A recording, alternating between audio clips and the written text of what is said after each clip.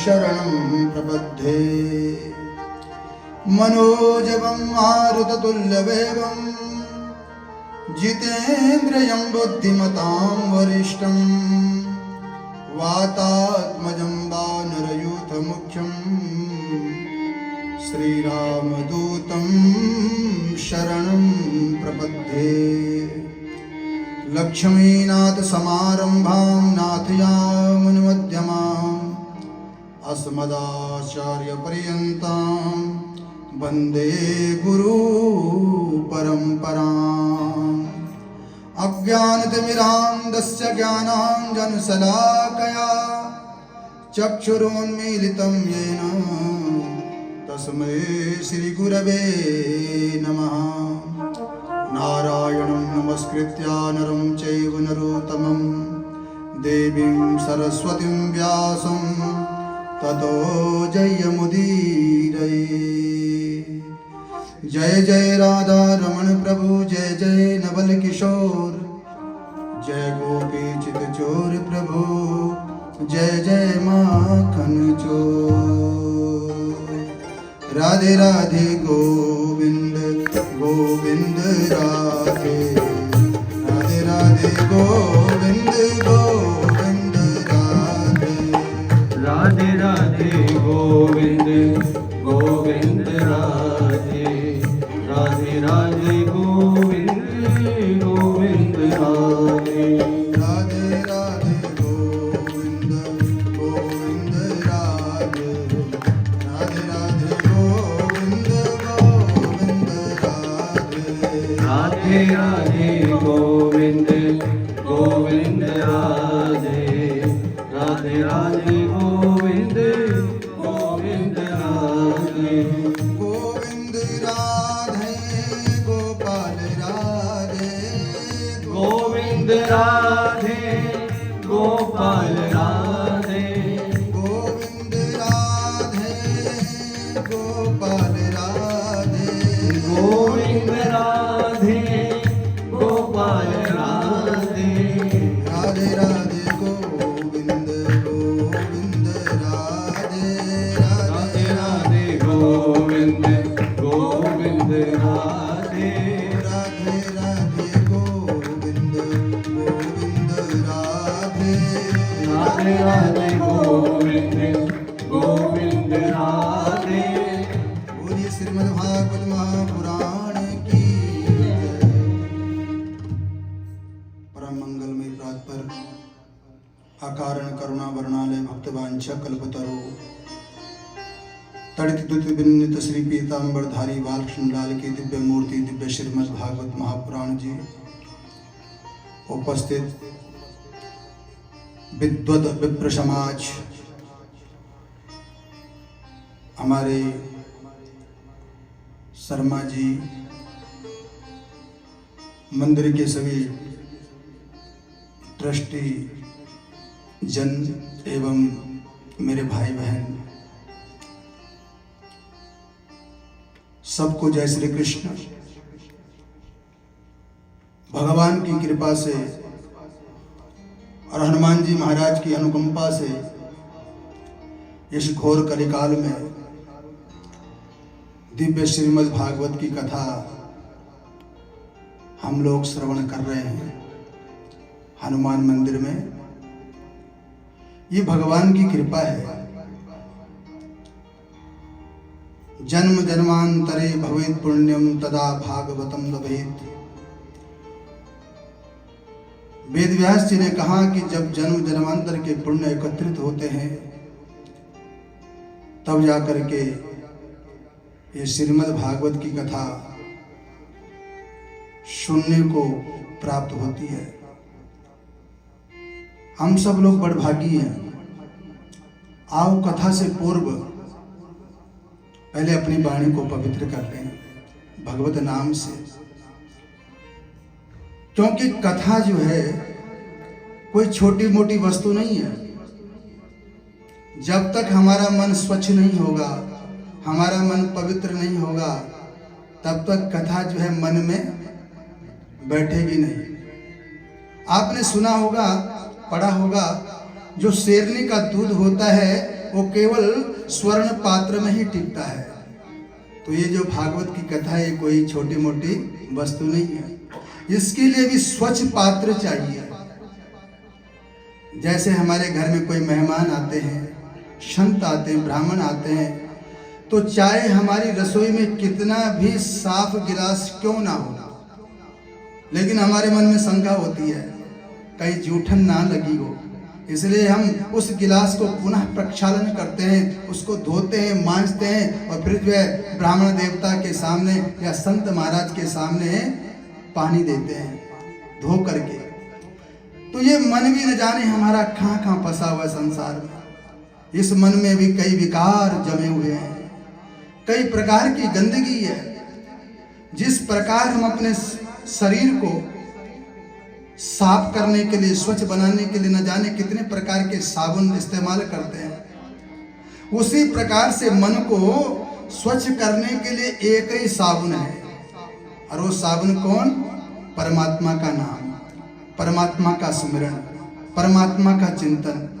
अगर हम जब तक परमात्मा का चिंतन नहीं करेंगे, परमात्मा का भजन नहीं करेंगे, तब तक हमारा मन स्वच्छ होने वाला नहीं है।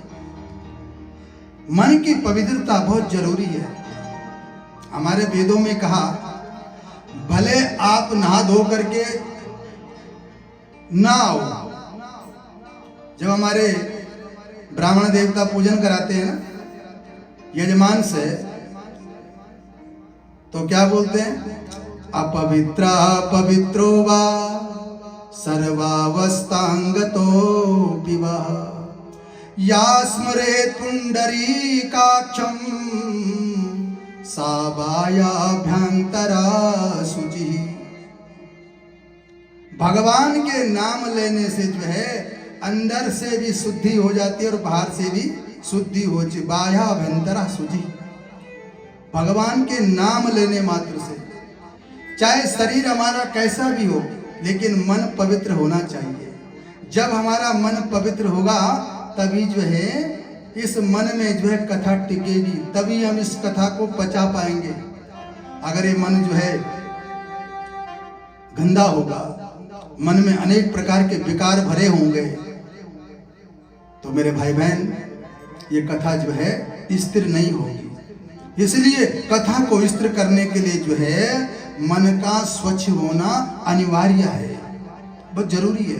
तो आइए, मन को साफ करने के लिए केवल भगवान का ही नाम है। भगवान को याद करते हुए, ओ मैं तो जपूं सदा तेरा नाम, दयालु दया करो। सदा तेरा नाम दयालु दया करो। मैं तो जपूं सदा तेरा नाम, दयालु दया करो। मैं तो जपूं सदा तेरा नाम, दयालु दया करो। द्वार खड़े हैं भक्त तुम्हारे, द्वार खड़े हैं भक्त तुम्हारे। द्वार खड़े हैं भक्त तुम्हारे। द्वार खड़े हैं भक्त तुम्हारे। अपनी दया के खोलो द्वारे, अपनी दया के खोलो द्वारे। अपनी दया के खोलो द्वारे। अपनी दया के खोलो द्वारे। पूरन हो सब काम, दयालु दया करो। मेरे पूर्ण हो सब काम, दयालु दया करो। मैं तो जपूं सदा तेरा नाम, दयालु दया करो। मैं तो जपूं सदा तेरा नाम, दयालु दया करो। भजन कीर्तन गाऊं मैं तेरा, भजन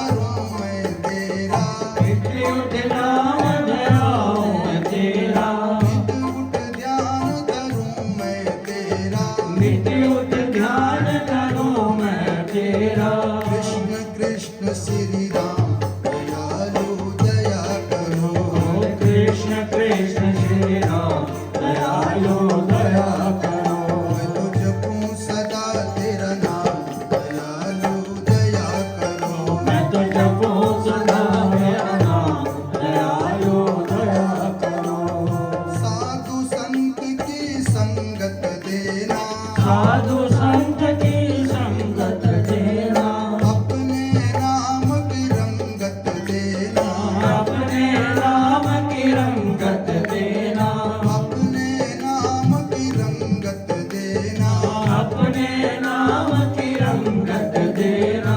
दास बना लो घनश्याम दयालु दया करो। मैं तो जपूं सदा तेरा नाम, दयालु दया करो। मैं तो जपूं सदा तेरा नाम दयालु दया करो।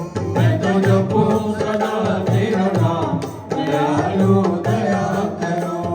मेरे मन की ज्योति जगा दो, मेरे मन की ज्योति जगा दो, मुझको अपना रूप लखा दो, मुझको अपना रूप दिखा दो, मुझको अपना रूप लखा दो। मुझको अपना रूप दिखा दो। पहुँचा दो निज धाम दयालु दया करो। पहुँचा दो निज धाम, दयालु दया करो। मैं तो जपूं सदा तेरा नाम दयालु दया करो। मैं तो जपूं सदा तेरा नाम, दयालु दया करो। मैं तो जपूं सदा तेरा नाम दयालु दया करो। मैं तो जपूं सदा तेरा नाम, दयालु दया करो। मैं तो जपूं सदा तेरा नाम दयालु दया करो। तो जपूं सदा तेरा नाम, दयालु दया करो। बोले बांके बिहारी लाल की जय। श्रीमद् भागवत महापुराण की जय। गंगा मैया की जय। बद्री विशाल भगवान की जय। कैलाश बिहारी भगवान की जय। श्री द्वारिकानाथ की जय। श्री जगन्नाथ भगवान की जय। श्री रामेश्वर नाथ भगवान की जय। हनुमान जी महाराज की जय। सदगुरुदेव भगवान की जय। समस्त देवी देवताओं की जय। भारत माता की जय। जय जय श्री राधे श्याम। जय जय श्री राधे श्याम। जय जय श्री राधे श्याम।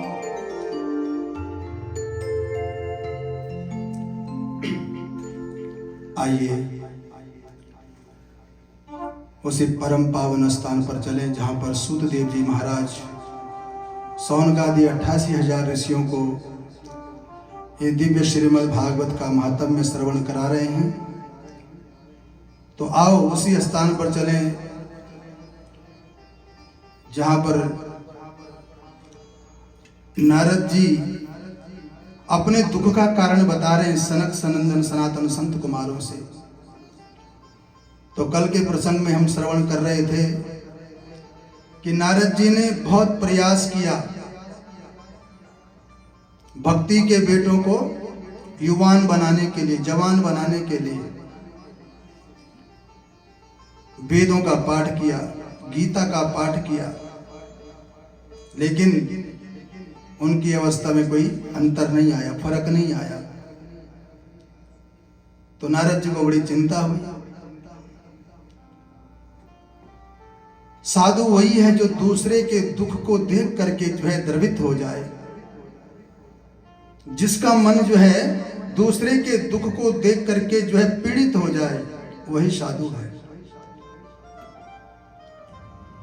और हम लोग जो है नारद किसको कहते हैं? जो इधर की इधर करे, उधर की उधर करे, उसे नारद कहते हैं। कितना बड़ा पाप करते हैं। नारम ज्ञानम ददाति यस्य सा नारदः। जो ज्ञान दे, जो सबका कल्याण करे। एक को थोड़ा ज्यादा लग रही है, थोड़ा सा कम है। तो जो नारद यानी जिसकी बात जो है, अगर सीधे साधे अर्थ शब्दों में उसका अर्थ करें, नारद, जिसकी बात जो है रद्द ना हो, उसे कहते हैं नारद। और नारम ज्ञानम ददाति यस्य सा नारदा। जो ज्ञान दे, जो संसार से हटा करके जो है प्रभु के चरणों में लगाए, वो है नारद। तो नारद जी आज अपने दुख का कारण बता रहे हैं सनक सनंदन सनातन संत कुमारों को। तो उन्होंने कहा तो ये तो उपाय हमारे पास पहले से ही है, आप चिंता ना करें। तो उसी समय जो है कहाँ आए थे, यश्च भागवतम शास्त्रम वाचयेदर्थतो निशम जन्म कोटि कृतं पापम नश्यते नात्र संशयः। यहाँ सनक सनंदन सनातन संत कुमारों ने कहा कि नारद जी आप चिंता ना करें, इसका उपाय तो हमारे पास पहले से ही है। तो बोले क्या है? कहा श्रीमद् भागवत।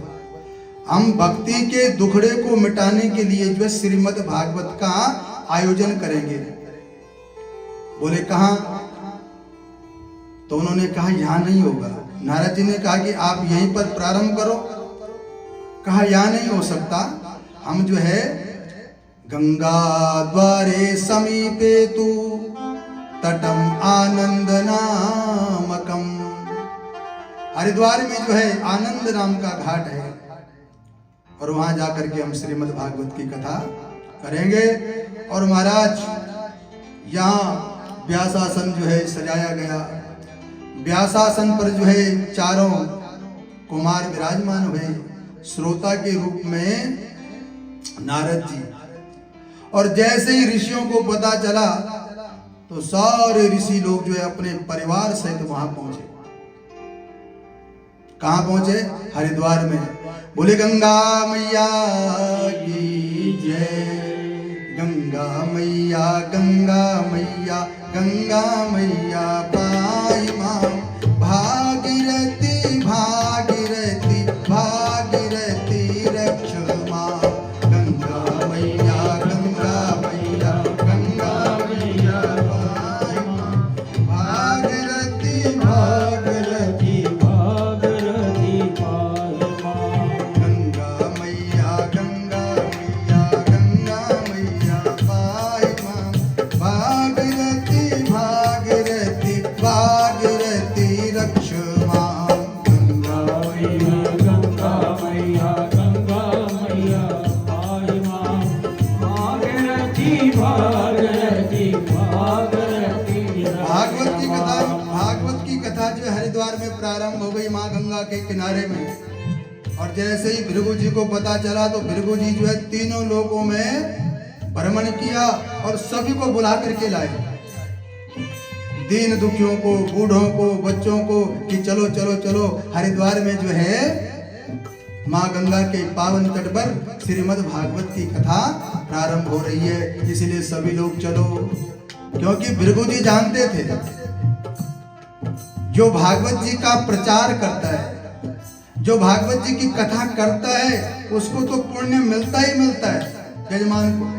और जो भागवत की कथा का प्रचार करता है कि हनुमान मंदिर में श्रीमद् भागवत कथा हो रही है, भैया चलो आप भी चलो सुनने के लिए, तो उसको भी सुनने का भी अलग पुण्य और बुलाने का भी अलग पुण्य। जैसे पिछले पहले जमाने में क्या होता था, जब हम कोई चीज लेते थे तो एक रूंगा मिलता था साथ में, गिफ्ट बोलते जिसको। पहले मिठाई मिलती थी, गुड़ मिलता था पहले जमाने में। तो मेरे भाई बहन, कथा सुनने का फल तो मिलता ही मिलता है, लेकिन जो कथा को बुला करके कहे कि हनुमान मंदिर में कथा हो रही है भैया चलो, तो उसको जो उसको एक्स्ट्रा पुण्य फल मिलता है। तो भृगु जी इस बात से जानते थे, अवगत थे इस बात से, इसलिए उन्होंने सभी को बुलाया और वहां पर जो बहुत भीड़ हो गई। सदा सेव्या श्रीमद् भागवती कथा।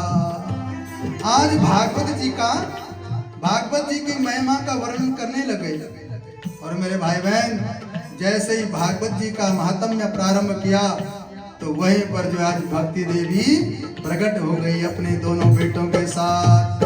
भक्ति सुतो तो तरुणो गृहीत्वा प्रेमेक रूपा सहसा विरासी, श्री कृष्ण गोविंद हरे मुरारी नाथेति नामा वदन्ति नाथेति नामानि मुहुर्वदन्ति श्री कृष्ण गोविंद हरे मुरारी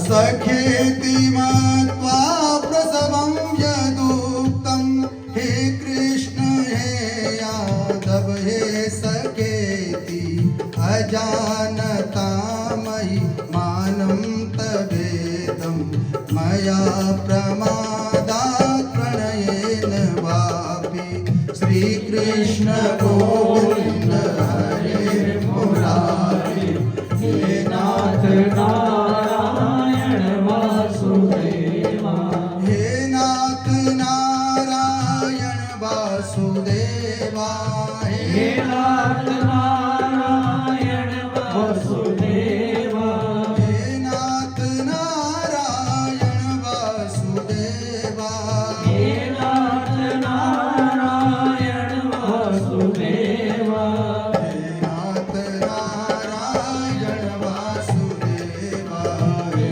नाथ नारायण वासुदेवा श्री कृष्ण गोविंद हरे मुरारी हे नाथ नारायण वासुदेवा श्री कृष्ण गोविंद हरे मुरारी हे नाथ नारायण वासुदेवा। आज भक्ति देवी जो है अपने पुत्रों के साथ नृत्य करते करते जो है कथा के बीच में प्रकट हो गई और सबसे पहले आज नारद जी का धन्यवाद किया। नारद जी आप धन्य हो।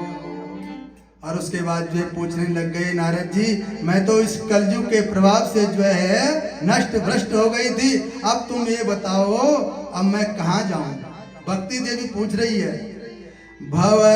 भवद्भिरदेव कृतास्मि पुष्टा कली प्रणष्टापि कथा रसेन। मैं कलयुग के प्रभाव से जो है नष्ट भ्रष्ट हो गई थी, लेकिन आपकी कथा से जो आपने मेरे निमित्त ये कथा करवाई उस कथा के प्रभाव से मैं हिष्ट पुष्ट हो गई। अब आप बताओ क्वाहम तो तिष्ठा में धुना ब्रुवंतु, मैं कहाँ जाऊं मुझे बताओ। तो यहाँ सनकादि ऋषियों ने भक्ति रानी भक्ति देवी से कहा भक्तेषु गोविंद स्वरूप कृत्री प्रेमैक धृत्री भवरोग हंत्री सात्वं च तिष्ठस्व सुधैर्य संश्रया निरंतरं वैष्णव मानसानि। देखो भक्ति को कहा कि तुम कह रही हो कि मैं कहाँ जाऊं, अरे तुम तो हमेशा वैष्णवों के चित्त में रहती हो, तुम तो भक्तों के मन में रहती हो और जिस भक्त के मन में तुम रहती हो वो भगवान की कथा के बिना रह नहीं सकता। जिसको ये पता चल जाए कि हनुमान मंदिर में श्रीमद् भागवत की कथा हो रही है, जो भगवान का असली भक्त होगा, जो भगवान से सच्चा प्रेम करता होगा, वो कथा के बिना रह नहीं सकता। और कई लोग जो रह जाते हैं, क्यों पता है आपको? कई लोग जो है जो आपके यहाँ हनुमान मंदिर में जो पड़ोस में भी रहते होंगे उनको कथा सुनने का जो है समय नहीं मिलता। क्यों नहीं मिलता? इसमें भी कोई बहुत बड़ा कारण है, बहुत बड़ी वजह है इसमें। तुलसी बाबा ने कहा कि पूरब तुलसी पूरब पाप से हरि चर्चा न सुहाय, जैसे ज्वर के वेग से भूख विदा हो जाए। तुलसी पूरब पाप से हरि चर्चा न सुहाय। जिस व्यक्ति ने पूर्व जन्म में अनेक प्रकार के पाप कर्म किए होंगे उसके पाप उसे रोकते हैं कि भैया तुम हनुमान मंदिर में मत जाना। अगर तुम हनुमान मंदिर में चले गए तो फिर हम कहाँ रहेंगे, क्योंकि हमारा तो वहां खात्मा हो जाएगा, हम वहां नष्ट हो जाएंगे, तो फिर हम कहाँ रहेंगे। इसलिए उसके पूर्व किए हुए पाप उसको पकड़ करके रखते हैं, जकड़ करके रखते हैं कि भैया तू हनुमान मंदिर मत जाना। तुलसी बाबा कह रहे हैं ये पूर्व के हुए पाप जो है उसको जकड़ लेते हैं। जैसे किसी को बुखार आ जाए, किसी को जोर का बुखार आ जाए तो बुखार के कारण क्या हो जाता है, हमारे मुंह में जो है कड़वापन आ जाता है। अगर आप उस व्यक्ति को मीठी चीज खाने के लिए दोगे तो बोलेगा ये कड़वा है। इसमें जो है शक्कर का दोष नहीं, जो उसके बुखार का जो जीभ में उसका जो कड़वापन आया है वो उसका दोष है। कथा तो हो रही है लेकिन वो कथा में पहुंच नहीं पा रहा है, क्योंकि पूर्व के हुए पाप जो है उसे अकड़ करके पकड़ करके बैठे हुए हैं। इसलिए जो असली भक्त होता है वो भगवान की कथा को छोड़ नहीं सकता। तो इसलिए यहाँ भक्ति देवी को कहाँ स्थान दिया? वैष्णवों के मन में, कि तुम जो है हमेशा वैष्णवों के मन में निवास करो और वैष्णवों के मन में हमेशा नृत्य करो। यहाँ भक्ति को स्थान दिया। आगे यहाँ सनकादि ऋषियों ने पूछ लिया, महाराज ये कथा सुनने से जो है, जिसने ये कथा सुनी है, किसने सुनी ये कथा पहले, और इस कथा को सुनने से जो है क्या फल मिलता है? इस कथा में अगर कोई बड़ा पापी भी आ जाए तो क्या वो शुद्ध हो सकता है? इस प्रकार से पूछा सौनकादि ऋषियों ने। कहा के विशुद्धन्ति वदन्तु मह्यं सप्ताह यज्ञेन कथामयेन कृपालुभिर्लोकहितं विचार्य प्रकाशिता कोऽपि नवीन मार्गः। कि महाराज इस कथा को सुनने से जो है कौन कौन शुद्ध हो जाते हैं? ये मानवा पाप कृतस्तु सर्वदा सदा दुराचार रता विमार्गः क्रोधाग्निदग्धा कुटिलाश्च कामिना सप्ताह यज्ञेन कलो पुनन्ति ते। यहाँ सुखदेव जी महाराज कह रहे हैं कि इस कथा में चाहे जिसने बहुत बड़ा पाप किया हो, जो हमेशा पाप कर्म में रत हो, अगर वो भी श्रद्धा से इस कथा में आ जाए तो उसके पाप जो है नष्ट हो जाते हैं।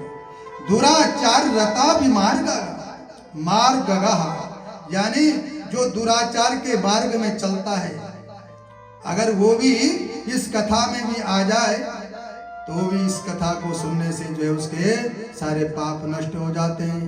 कोई क्रोधी आ जाए, कोई कामी आए, कोई कुटिल आए, अगर वो इस भागवत की कथा को सप्ताह पर्यंत तक श्रवण करे तो उसके सारे पाप जो है नष्ट हो जाया करते हैं। यहाँ एक उपाख्यान सुनाया सुखदेव जी महाराज ने कि तुंगभद्रा तटे पूर्वम मभूत्पत्तनमुत्तमं यत्र वर्णा स्वधर्मेण सत्या सत्कर्म तत्परा। एक उपाख्यान सुनाया, एक इतिहास सुनाया पुराना। कहा एक आत्मदेव नाम के एक ब्राह्मण थे, बड़े बेता थे कि आत्मदेवा पुरे तस्मिन् सर्ववेद विशारदः श्रोतस्मार्ते सुनिष्णातो द्वितीया इव भास्करः। बहुत बड़े विद्वान थे। आत्मदेव के पास संपत्ति बहुत थी लेकिन उसके पास जो है संतति नहीं थी। और पत्नी का नाम क्या है? धुंधुली। लोक वार्तारता कुरा प्रायसो बहुजल्पिका सूराच गृह कृतेषु कृपणा कलह प्रिया। आत्मदेव की पत्नी कौन है जी? धुंधली। उसका नाम है धुंधली। और तुंगभद्रा क्या है? अगर हम आध्यात्मिक ढंग से इसका अर्थ करें, तुंगभद्रा, ये शरीर ही तुंगभद्रा है। जो ये शरीर मिला है इससे ही हम जो है अपनी आत्मा का कल्याण कर सकते हैं। मनुष्य जो है अपना शत्रु भी है और अपना मित्र भी है। अगर अच्छे मार्ग पर चलोगे तो समझो हम अपने मित्र हैं, अगर बुरे मार्ग पर चलोगे तो समझो हम अपने ही शत्रु हैं। तुंग भद्रा, तुंग कहते हैं शीघ्र, भद्रा मनी कल्याण, भद्र कहते हैं कल्याण को। इस शरीर से जो है हम अपने आत्मा का कल्याण कर सकते हैं, लेकिन जो बुद्धि है ना, ये धुंधली रूपी बुद्धि, जब तक जो है सदगुरु न मिल जाए जीवन में, तब तक जो है ये बुद्धि प्रकाश की तरफ नहीं जा सकती। तो आओ, तो आत्मदेव की पत्नी का नाम बताया धुंधली। वो क्या करती थी, उसका काम था इधर की उधर करना, बस किसी की निंदा कर दी, पड़ोसी की निंदा कर दी, बस उसका काम यही था। आत्मदेव तो अपने पूजा पाठ में व्यस्त रहते थे, अपने यजमानों में मस्त, उनसे बड़े बड़े यज्ञ करवाना, और इस प्रकार से जो है संपत्ति तो बहुत जोड़ ली, लेकिन संतति नहीं है, कोई संतान नहीं है। एक दिन जो है आत्मदेव को मन में बड़ी गलानी हुई। एक दासाद जो दुखा गृहं त्यक्त्वा वनं गता, मध्याह्ने त्रिशतो जातस् तडागं समपेयवान्। एक बार जो है आत्मदेव को बड़ी गलानी हुई और घर छोड़ करके जो है थोड़ा गांव से दूर चले गए, तड़ाग, एक जो है तालाब के पास। जब तालाब के पास आए आत्मदेव, तो वहां पर जो है आज अपने मन में सोचने लग गए कि आत्मदेव, तुम्हारे पास संपत्ति तो बहुत है, लेकिन जब तुम दुनिया से चले जाओगे तो इसका उपभोग कौन करेगा, क्योंकि तुम्हारी संतान तो है नहीं। इस प्रकार से जो है आत्मदेव मन में सोच रहे हैं और अंदर ही अंदर जो है दुखी हो रहे हैं। इतनी देर में क्या हुआ, एक संत महाराज आ गए, और संत महाराज की दृष्टि जब आत्मदेव पर पड़ी तो आत्मदेव रो रहा था, बड़ा दुखी हो रहा था कि मेरी संतान नहीं है। तो इतनी देर में संत महाराज आए और संत महाराज ने देख लिया आत्मदेव को और पूछने लग गए, भैया क्या बात है? कथम रोदसी विप्रत्वम काते चिंता बलीयसी बदत्वं सत्वरं मह्यं स्वस्य दुःखस्य कारणं। कहा, हे ब्राह्मण देवता, आप उदास क्यों हो, आप क्यों रो रहे हो, क्या बात है बताओ, जो भी तुम्हारा दुख है वो मुझे विस्तार पूर्वक बताओ, संकोच मत करो। जब इस प्रकार संत बाबा ने आत्मदेव से पूछा तो कहने लगा, किम ब्रह्मी ऋषि दुखम पूर्व पापेन संचितम मदीया पूर्वजास्तोयम कवोष्णमुपभुंजते। कि महाराज, लगता है कि मैंने कोई पूर्व जन्म में बड़ा पाप कर्म किया है, जिससे मेरे घर में कोई संतान नहीं है। महाराज, संपत्ति तो मेरे घर में बहुत है, लेकिन संतति नहीं है, इसलिए मैं रो रहा हूं, इसलिए मैं दुखी हूं। क्योंकि दिग्जीवितम प्रजाहीनम दिग्गृहं च प्रजां विना दिग्धनं चानपत्यस्य दिक्कुलम संतति बिना। अगर घर में सब कुछ हो, अगर घर में कोई संतान ना हो, तो सारा कुछ जो है बेकार है। इसलिए महाराज मैं बड़ा दुखी हूं। जब इस प्रकार से आत्मदेव ने संत महाराज से कहा, तो फिर संत महाराज बोले, मुंचा ज्ञानम प्रजारूपम बलिष्ठा कर्मणो गति विवेकम तो समाज साध्या त्यज संसार वासनम। संत जो होता है, जो असली संत होगा, वो कभी भी संसार की वासनाओं में नहीं फंसाएगा। वो हमेशा संसार की निंदा ही करेगा कि संसार में कुछ नहीं रखा हुआ है। तो यहां संत महाराज ने कहा कि देखो, तुम जो है अपने मन को, जहां तुम्हारा मन पुत्र स्नेह में लगा हुआ है, उस मन को हटा करके जो है प्रभु की तरफ लगाओ। तुम मेरे से ज्ञान प्राप्त कर लो। लेकिन आत्मदेव के मन में तो केवल पुत्र की प्यास थी। कहा महाराज मुझे ज्ञान की इच्छा नहीं है, मुझे इस समय पुत्र की इच्छा है। जब इस प्रकार से आत्मदेव ने संत महाराज से निवेदन किया तो संत महाराज कहने लगे, हे ब्राह्मण देवता सुनो, शृणु विप्र मया तेज्या प्रारब्धम तो विलोकितम सप्त जन्म बधि तव पुत्रो ने वच। मेरे भाई बहन, यहां संत महाराज ने आत्मदेव का प्रारब्ध देखा। प्रारब्ध समझते हो? प्रारब्ध माने पूर्व जन्म। पहले प्रारब्ध रचियो फिर रचियो शरीर। जो ये हमें शरीर मिलता है ना, ये प्रारब्ध देख करके ही मिलता है। तो संत बाबा कह रहे हैं कि हे ब्राह्मण देवता, मैंने तुम्हारा प्रारब्ध देख लिया, तुम इस जन्म की बात कह रहे हो।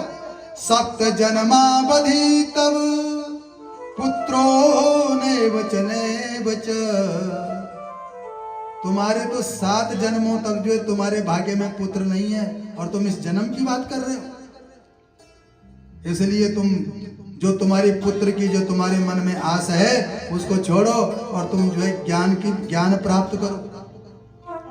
यहां संत महाराज कह रहे हैं, लेकिन आत्मदेव के पल्ले में जो है ज्ञान की बात एक भी नहीं पड़ रही है, क्योंकि इस समय जो है पुत्र की प्यास है।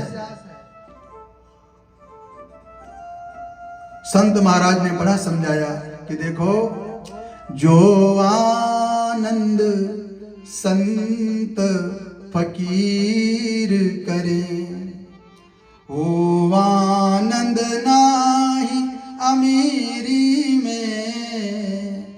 जो आनंद संत फकीर करे। संत महाराज ने कहा भैया गृहस्थ में जो है वो आनंद नहीं है। जो आनंद जो है संत फकीर में है, बनने में है, वो आनंद जो है गृहस्थ में नहीं है। इसलिए तुम मेरी बात सुनो, तुम जो है पुत्र की इच्छा को छोड़ करके ज्ञान प्राप्त करो। लेकिन आत्मदेव नहीं माना। जब आत्मदेव नहीं माना तो संत महाराज ने भी सोचा कि चलो मेरा क्या जा रहा है। इस समय जो है इसको जो है बेटे का जो है भूत चढ़ा हुआ है, इसलिए मानेगा नहीं। तो उसी समय जो है अपनी झोली से एक फल निकाला और आज आत्मदेव के हाथ में रख दिया और कहा कि जाओ इस फल को जो है अपनी धर्म पत्नी को खिला देना। फल देते समय जो है कुछ नियम बताए। जैसे डॉक्टर के पास जाते हो, दवाई लेते हो तो कुछ ना कुछ परहेज बताते हैं डॉक्टर, उसी प्रकार से आज संत बाबा ने भी बताया। सत्यम शौचम दया दानम एक वक्तम तु भोजनम ब्रसावधि स्त्रिया कार्यम तेन पुत्रो ते निर्मला। आत्मदेव जी, हे ब्राह्मण देवता, आप ऐसा करना, ये फल जो है अपनी पत्नी को खिला देना, लेकिन उसको कुछ नियम बताना।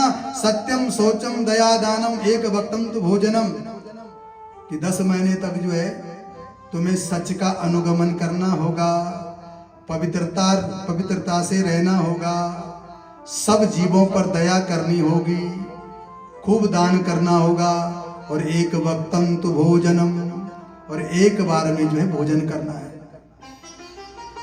एक बार भोजन करना। और अगर तुम्हारी पत्नी इन नियमों को धारण करेगी तो तुम्हारे घर में जो है सुंदर बालक होगा। इस प्रकार से जो है आज आत्मदेव को फल दे करके यहाँ संत बाबा चले गए और आत्मदेव दौड़ा दौड़ा अपने घर में आया, आवाज लगाई, भाग्यवान कहाँ हो तुम, जल्दी से आओ। धुंधली दौड़ी दौड़ी आई, हाँ महाराज बोली क्या बात है। कहा ये फल जो है संत बाबा ने दिया है हमें, ये संत बाबा ने दिया, इस फल को तुम खाओगी तो हमारे घर में जो है पुत्र जन्म लेकर के आएगा, हमें पिताजी कहेगा और तुम्हें माताजी कहेगा।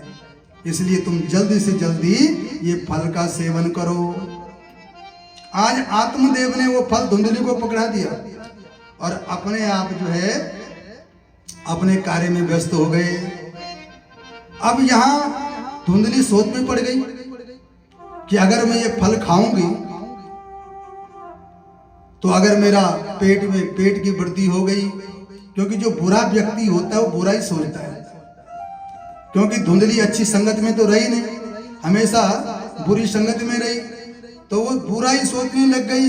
उसने कहा अगर मैंने ये फल खा लिया तो मेरी उदर वृद्धि होगी, मेरा पेट बड़ा होगा, तो अगर गांव में आग लग गई तो गांव के लोग भाग जाएंगे, मेरा पेट बड़ा होगा और मैं यहीं जल जाऊंगा।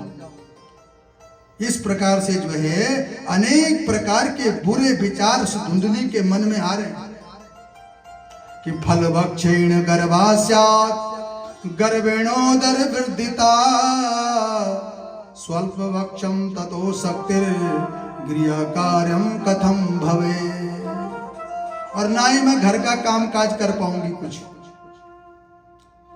क्योंकि पेट में वृद्धि हो जाएगी, उदर वृद्धि हो जाएगी और घर का काम मेरे से होगा नहीं, इसलिए मैं इस फल का भक्षण नहीं करूंगी। सोच ही रही है और इतनी देर में एकदा भगनी तस्या तद्गृहं स्वक्षया गता।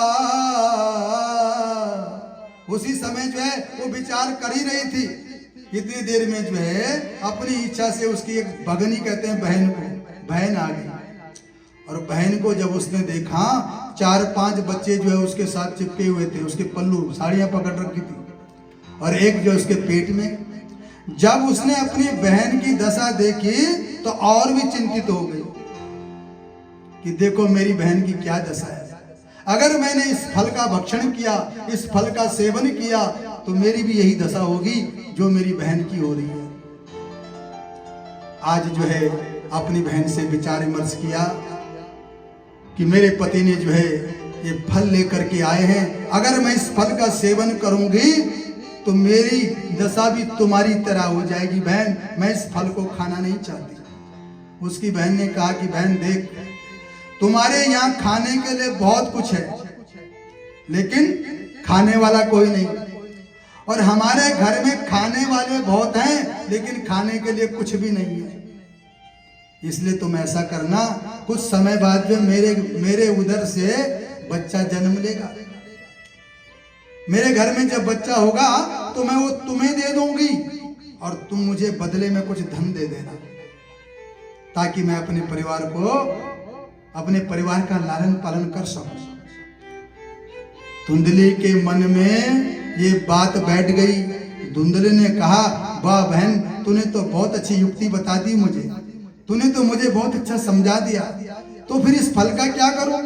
तो उसकी बहन ने कहा इस फल को जो है परीक्षार्थ के लिए गाय के आगे फेंक दो। गाय तुम्हारे आंगन में बैठी हुई है, तुमने गाय पाली हुई है, तो इसलिए इस फल को जो है गाय को खिला दो।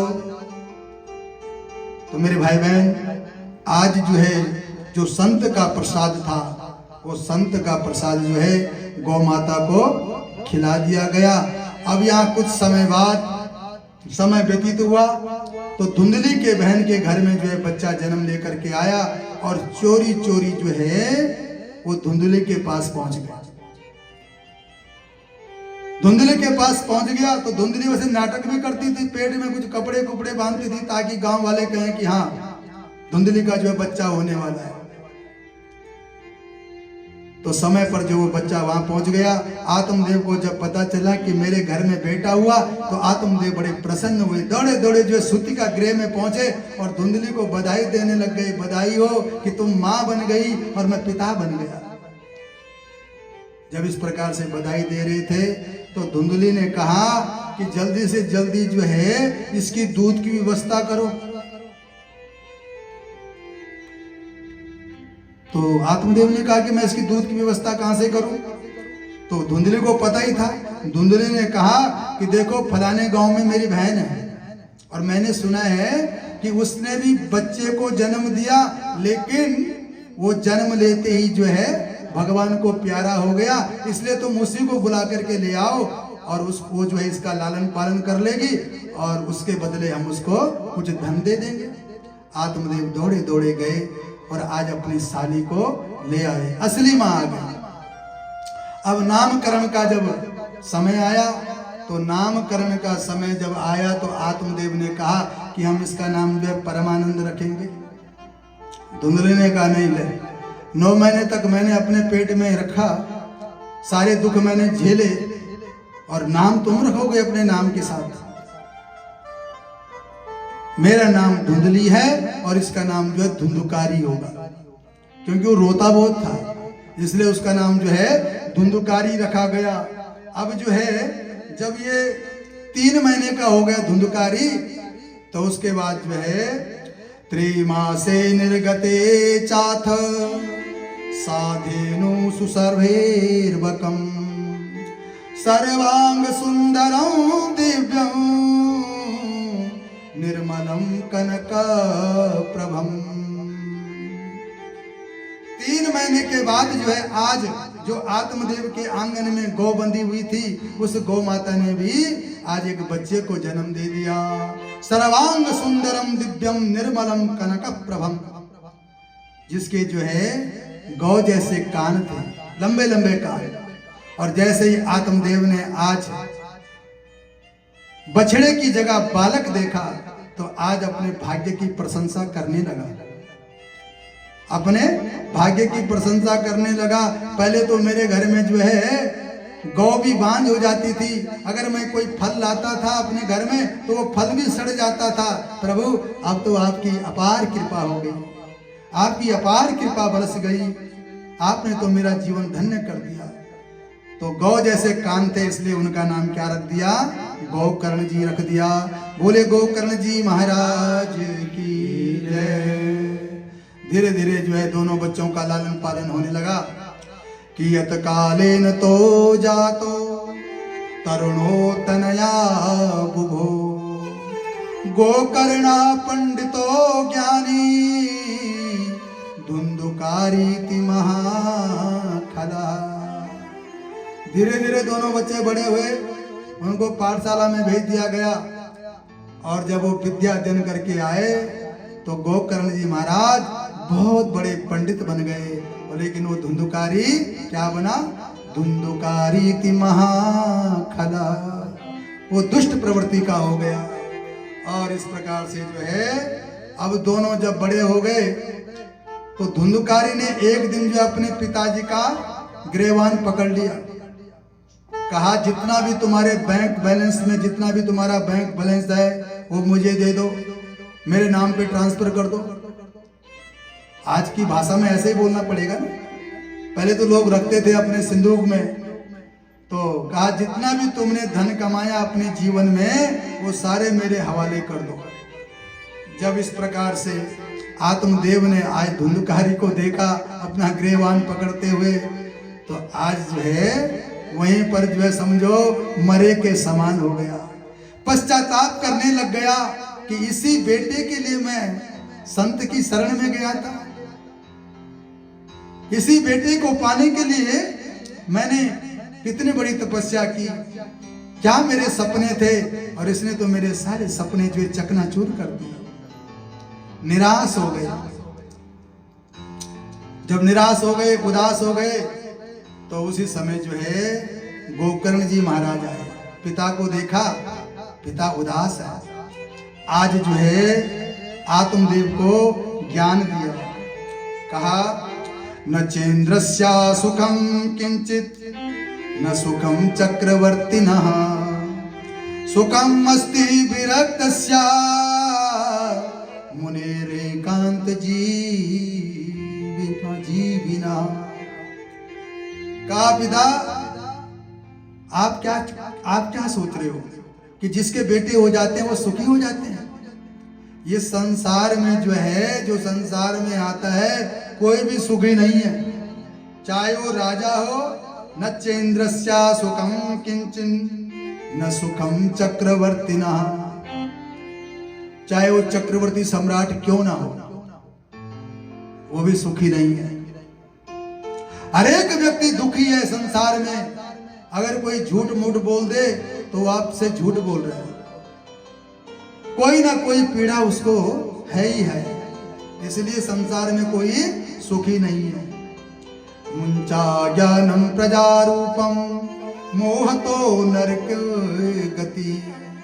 जो ये मोह है ना, पिता का जो है बेटे के प्रति जो मोह है, यही नरक ले जाने वाला है। और मोह ही पाप करवाता है, और पाप का घर कहाँ है? नरक। इसलिए आज गोकर्ण महाराज ने कहा कि पिता तुम कह रहे हो मेरा बेटा, संसार में कोई किसी का नहीं है, ये शरीर भी अपना नहीं है। बहुत बड़ा उपदेश किया गोकर्ण जी महाराज ने भागवत के माध्यम से कि देस्त मांस रुधिरे अभिमतिम त्यजत्वम जाया सुतादिषु सदा ममतां विमुंच पश्यानिशं जगदिदं क्षणभंगनिष्ठं वैराग्य राग रसिको भवभक्ति निष्ठा। कहा पिता ये शरीर भी अपना नहीं है। देहिस्त मांस रुद्रे अभिमतिम त्यजत्वम। ये जो हाड़ मांस का जो ये शरीर बना है ना, ये शरीर भी अपना नहीं है। और जब ये शरीर ही अपना नहीं है तो जिनका इस शरीर से संबंध है वो अपने कैसे हो सकते हैं? ये शरीर के साथ ही संबंध है, ये शरीर से ही नाते हैं, संबंध है। और जब ये शरीर छूट जाता है तो सारे रिश्ते नाते खत्म हो जाते हैं। मेरे भाई बहन, ये शरीर भी अपना नहीं है, तो इस शरीर से संबंध रखने वाले अपने कैसे हो गए? ये क्षण भंग है, क्षण भंगुर है। कोई पता नहीं कब जो है सांस जो है बंद हो जाए हमारे। क्षितिजल पावक गगन समीरा पंच रचित यह अधम शरीरा। ये जो है पांच भौतिक शरीर है, पृथ्वी जल तेज वायु आकाश से बना हुआ है। और जब ये शरीर से जो ये वायु सांस रूपी वायु निकल जाती है तो ये जितने भी हमारे ये तत्व हैं, पांच तत्व, ये पंच तत्व में जो है विलीन हो जाता है। इसलिए पिता तुम जो है अपने पुत्र से, बेटों से, अपने घर परिवार से अपने मन को हटा करके भगवान के चरणों में लगाओ, जो हमारे असली संबंधी हैं। असली संबंधी हमारा संसार नहीं, असली संबंधी हमारे परमात्मा है।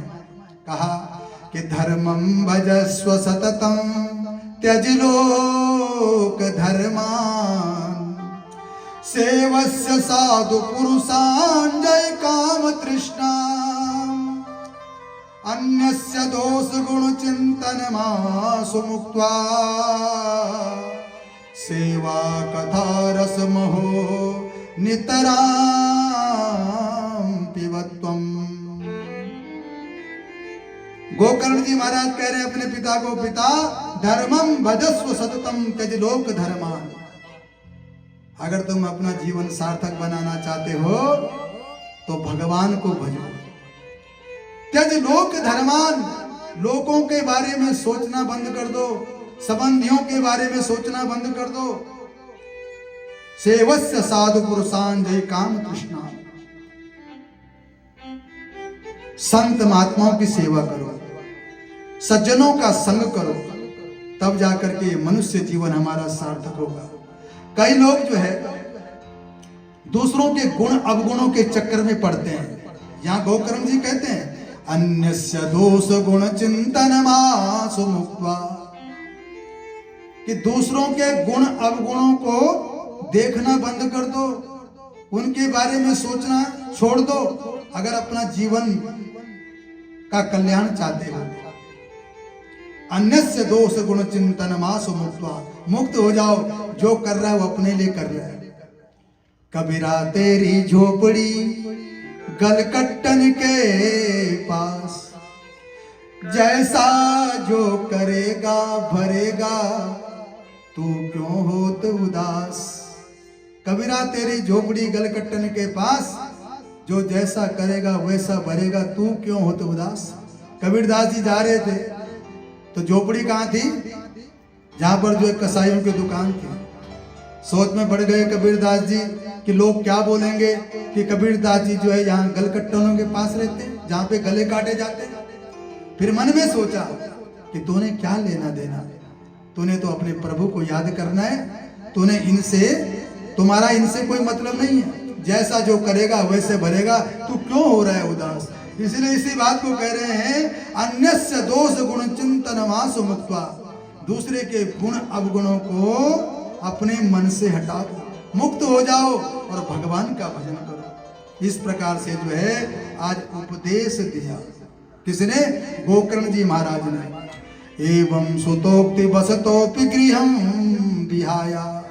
आज जो है गोकर्ण जी महाराज की वाणी का प्रभाव आत्मदेव के मन पर पड़ा, तो उसी समय जो है आज अपना घरवार का परित्याग करके माँ गंगा के किनारे पहुंच गए। और भागवत में आया, यतो वनम स्त्रीवतिर गत षष्टि वर्षा। 60 साल के थे आत्मदेव, और 60 साल की वर्ष में जो है वैराग्य हो गया और पहुंच गए गंगा के किनारे। और हमेशा जो है श्री कृष्ण मापनियतम दशमस्य पाठा, और भागवत के 10वें स्कंद का पाठ जो है नित्य करते थे आत्मदेव। और भगवान भागवत का पाठ करते करते जो है आत्मदेव भगवान को प्राप्त हो गए। बोले भक्त वत्सल भगवान की। जहां आत्मदेव भी चले गए घर को छोड़ करके, भगवान के पास पहुंच गए। अब यहाँ गोकर्ण जी महाराज भी तीर्थाटन के लिए चले गए। और घर में कौन बचा है? दोनों माँ बेटा, धुंधुकारी और धुंधली। एक दिन जब पिता भी चले गए, गोकर्ण भी चले गए, आज अपनी माँ को पकड़ लिया कि पितृयु परते तेन जननी ताड़िता वृषम। आज जो है अपनी माँ को पकड़ा जैसे आत्मदेव को पकड़ा था, और कहा कि जितना पैसा पिताजी ने तुम्हारे नाम कर रखा सारा का सारा धन मुझे चाहिए। क्वा वित्तम तिष्ठति बुरी हनि से लतया चये लतया नचेत। देखो धुंधुकारी ने अपनी माँ धुंधुली के जो लात मारी, लतया नचेत, और कहा कि जितना भी धन तुम्हारे पास पिता ने जमा कर रखा मेरे पास दे दो। जब इस प्रकार से धुंधुली ने जो है जब बेटे की लात खाई, तो रात्रि के समय में कई गांव में कुआं था, और वहीं छलांग मार करके जो है गोविंदाय नमो नमः कर दिया, अपनी जीवन लीला समाप्त कर दी। माँ भी चली गई, पिताजी भी चले गए, और भाई जो है तीर्थाटन के लिए चला गया। यहां इसने क्या किया धुंधुकारी ने कि धुंधुकारी गृहे तिष्ठत पंचपण्या वधूवृता। 5 वैश्यों को ले आया घर में, और 5 वैश्यों के साथ रहने लगा। 5 वैश्यां क्या हैं? जो हमारी ये ज्ञान इंद्रियां हैं ना, यही 5 वैश्यां हैं। आंख को क्या चाहिए? अच्छा चाहिए देखने के लिए। जीभ को क्या चाहिए? स्वाद चाहिए, अच्छा चाहिए। कानों के लिए अच्छा सुनना। तो इस प्रकार से 5 वैश्य यही हैं, और यही इस शरीर को जो है नष्ट भ्रष्ट कर देती है। तो उन वैश्यों ने कहा कि देख धुंधकारी, हम तुम्हारे साथ तभी रहेंगे जब तक तुम हमें धन देते रहोगे। अगर धन देना तुमने बंद कर दिया तो हम तुम्हें छोड़ करके चले जाएंगे। एक दिन धुंधकारी जो है एक राजा के महलों में गया, और वहां से जो है बहुत सारा धन चुरा करके ले आया, और वैश्यों को दे दिया कि लो मौज करो। मेरे भाई बहन, वैश्यों ने सोचा कि अगर कल के दिन राजा को पता चलता है कि धुंधकारी हमारा धन चुरा करके ले गया, तो ये तो मरेगा ही मरेगा, और साथ में हमको भी ले जाएगा। तो उन्होंने क्या किया, उस रात्रि को धुंधकारी को जो है शराब पिलाई। इतने शराब पिलाई उसको कोई होश ही नहीं रहा। रात्रि का समय था, आग जल रही थी, और उसी समय उन्होंने एक रस्सा निकाला, और रस्से से जो है उसके गले में फांसी लगा दी। कई वैश्यों ने इधर से खींचा और कुछ वैश्यों ने इधर से खींचा, लेकिन उसके प्राण नहीं निकले। कहते हैं कि जो ज्यादा पापी होता है उसके प्राण जो है सुगमता से नहीं निकलते, जल्दी जल्दी नहीं निकलते।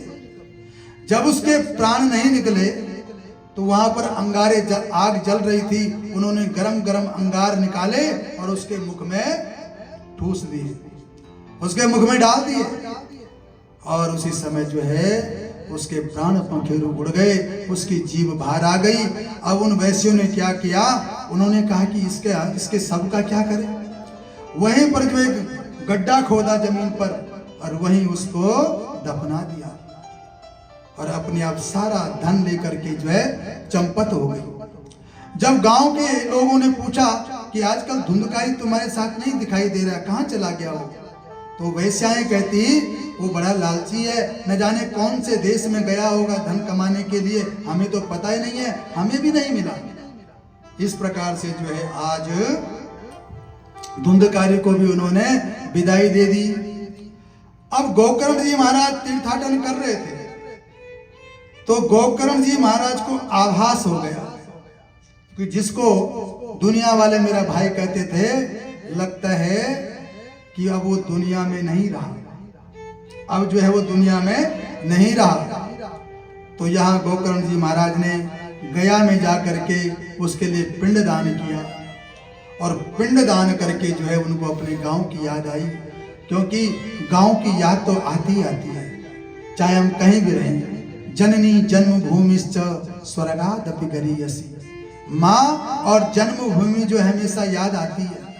गोकर्ण जी महाराज को भी आज अपनी जन्मभूमि याद आई, तो गोकर्ण जी महाराज अपने गांव में आए। तो जब गांव में आए तो वहां तो जंगल हो रखा था, जहां पे वो कुटिया थी वहां पे जो है घास फूस उगा हुआ था, जंगल हो गया। अब गोकर्ण जी महाराज रात्रि के समय में आए, वहां पर जो उन्होंने थोड़ा सफाई की और वहीं पर अपना आसन लगाया, अपना संध्या वंदन किया और वहीं पर जो है लेट गए। गोकर्ण जी महाराज लेट गए। अब रात्रि 12 बजे के बाद क्या हुआ, वो धुंधकारी वो प्रेत योनि में चला गया और आज गोकर्ण जी महाराज को डराने लगा। सकृन में सा सकृत हस्ती सकृच महिषो भव, सकृदिंद्रा सकृचाग्नि पुनश्च पुरुषो भव। कभी जो मेंढे के रूप में आता, कभी भैंसे के रूप में आता, कभी राजा के रूप में आता। और जब इस प्रकार से जो है गोकर्ण जी महाराज ने उसको देखा तो गोकर्ण जी महाराज ने कहा, भैया तुम कौन हो, इतनी रात में तुम यहाँ क्या कर रहे हो, तुम मुझे डराना चाहते हो? मैं नहीं डरता। कौन हो तुम? बोलना चाहता था वो, लेकिन प्रेत जो है, प्रेत योनि बड़ी दुर्गम योनि बताई। उसके पास सब कुछ होता है खाने के लिए, लेकिन वो खा नहीं सकता। जब यहाँ गोकर्ण जी महाराज ने कहा कि तुम कौन हो, तुम मुझे डरा रहे हो? मैं नहीं डरता। तो बोलना चाहता था वो प्रेत, लेकिन बोला नहीं गया। उसी समय गोकर्ण जी महाराज ने अपने कमंडलू से जल निकाला और जल निकाल करके जो है उसको अभिमंत्रित किया और अभिमंत्रित करके जो है वो जल के छींटे उस प्रेत के ऊपर दिए। और जैसे ही वो जल के छींटे उस धुंधकारी पर पड़े तो बोलने लग गए हाथ जोड़ करके, अहम भ्राता त्वदीयोस्मि धुंधकारी नामता, स्वकीयेनैव दोषेण ब्रह्मत्वं नासितं मया। कहा, भैया मैं आपका भाई हूँ, मैं आपका भाई धुंधकारी हूँ, प्रेत योनि में जो है अनेक प्रकार के दुख भोग रहा हूँ। भैया आपसे मेरा निवेदन है, आप जल्दी से जल्दी जो है मुझे इस प्रेत योनि से छुटकारा दें। जब इस प्रकार से गोकर्ण जी महाराज ने उस धुंधकारी की बात सुनी तो गोकर्ण जी कहने लगे कि तुम प्रेत योनि में कैसे आ गए, क्योंकि तुम्हारे लिए तो मैंने पिंड दान किए हैं।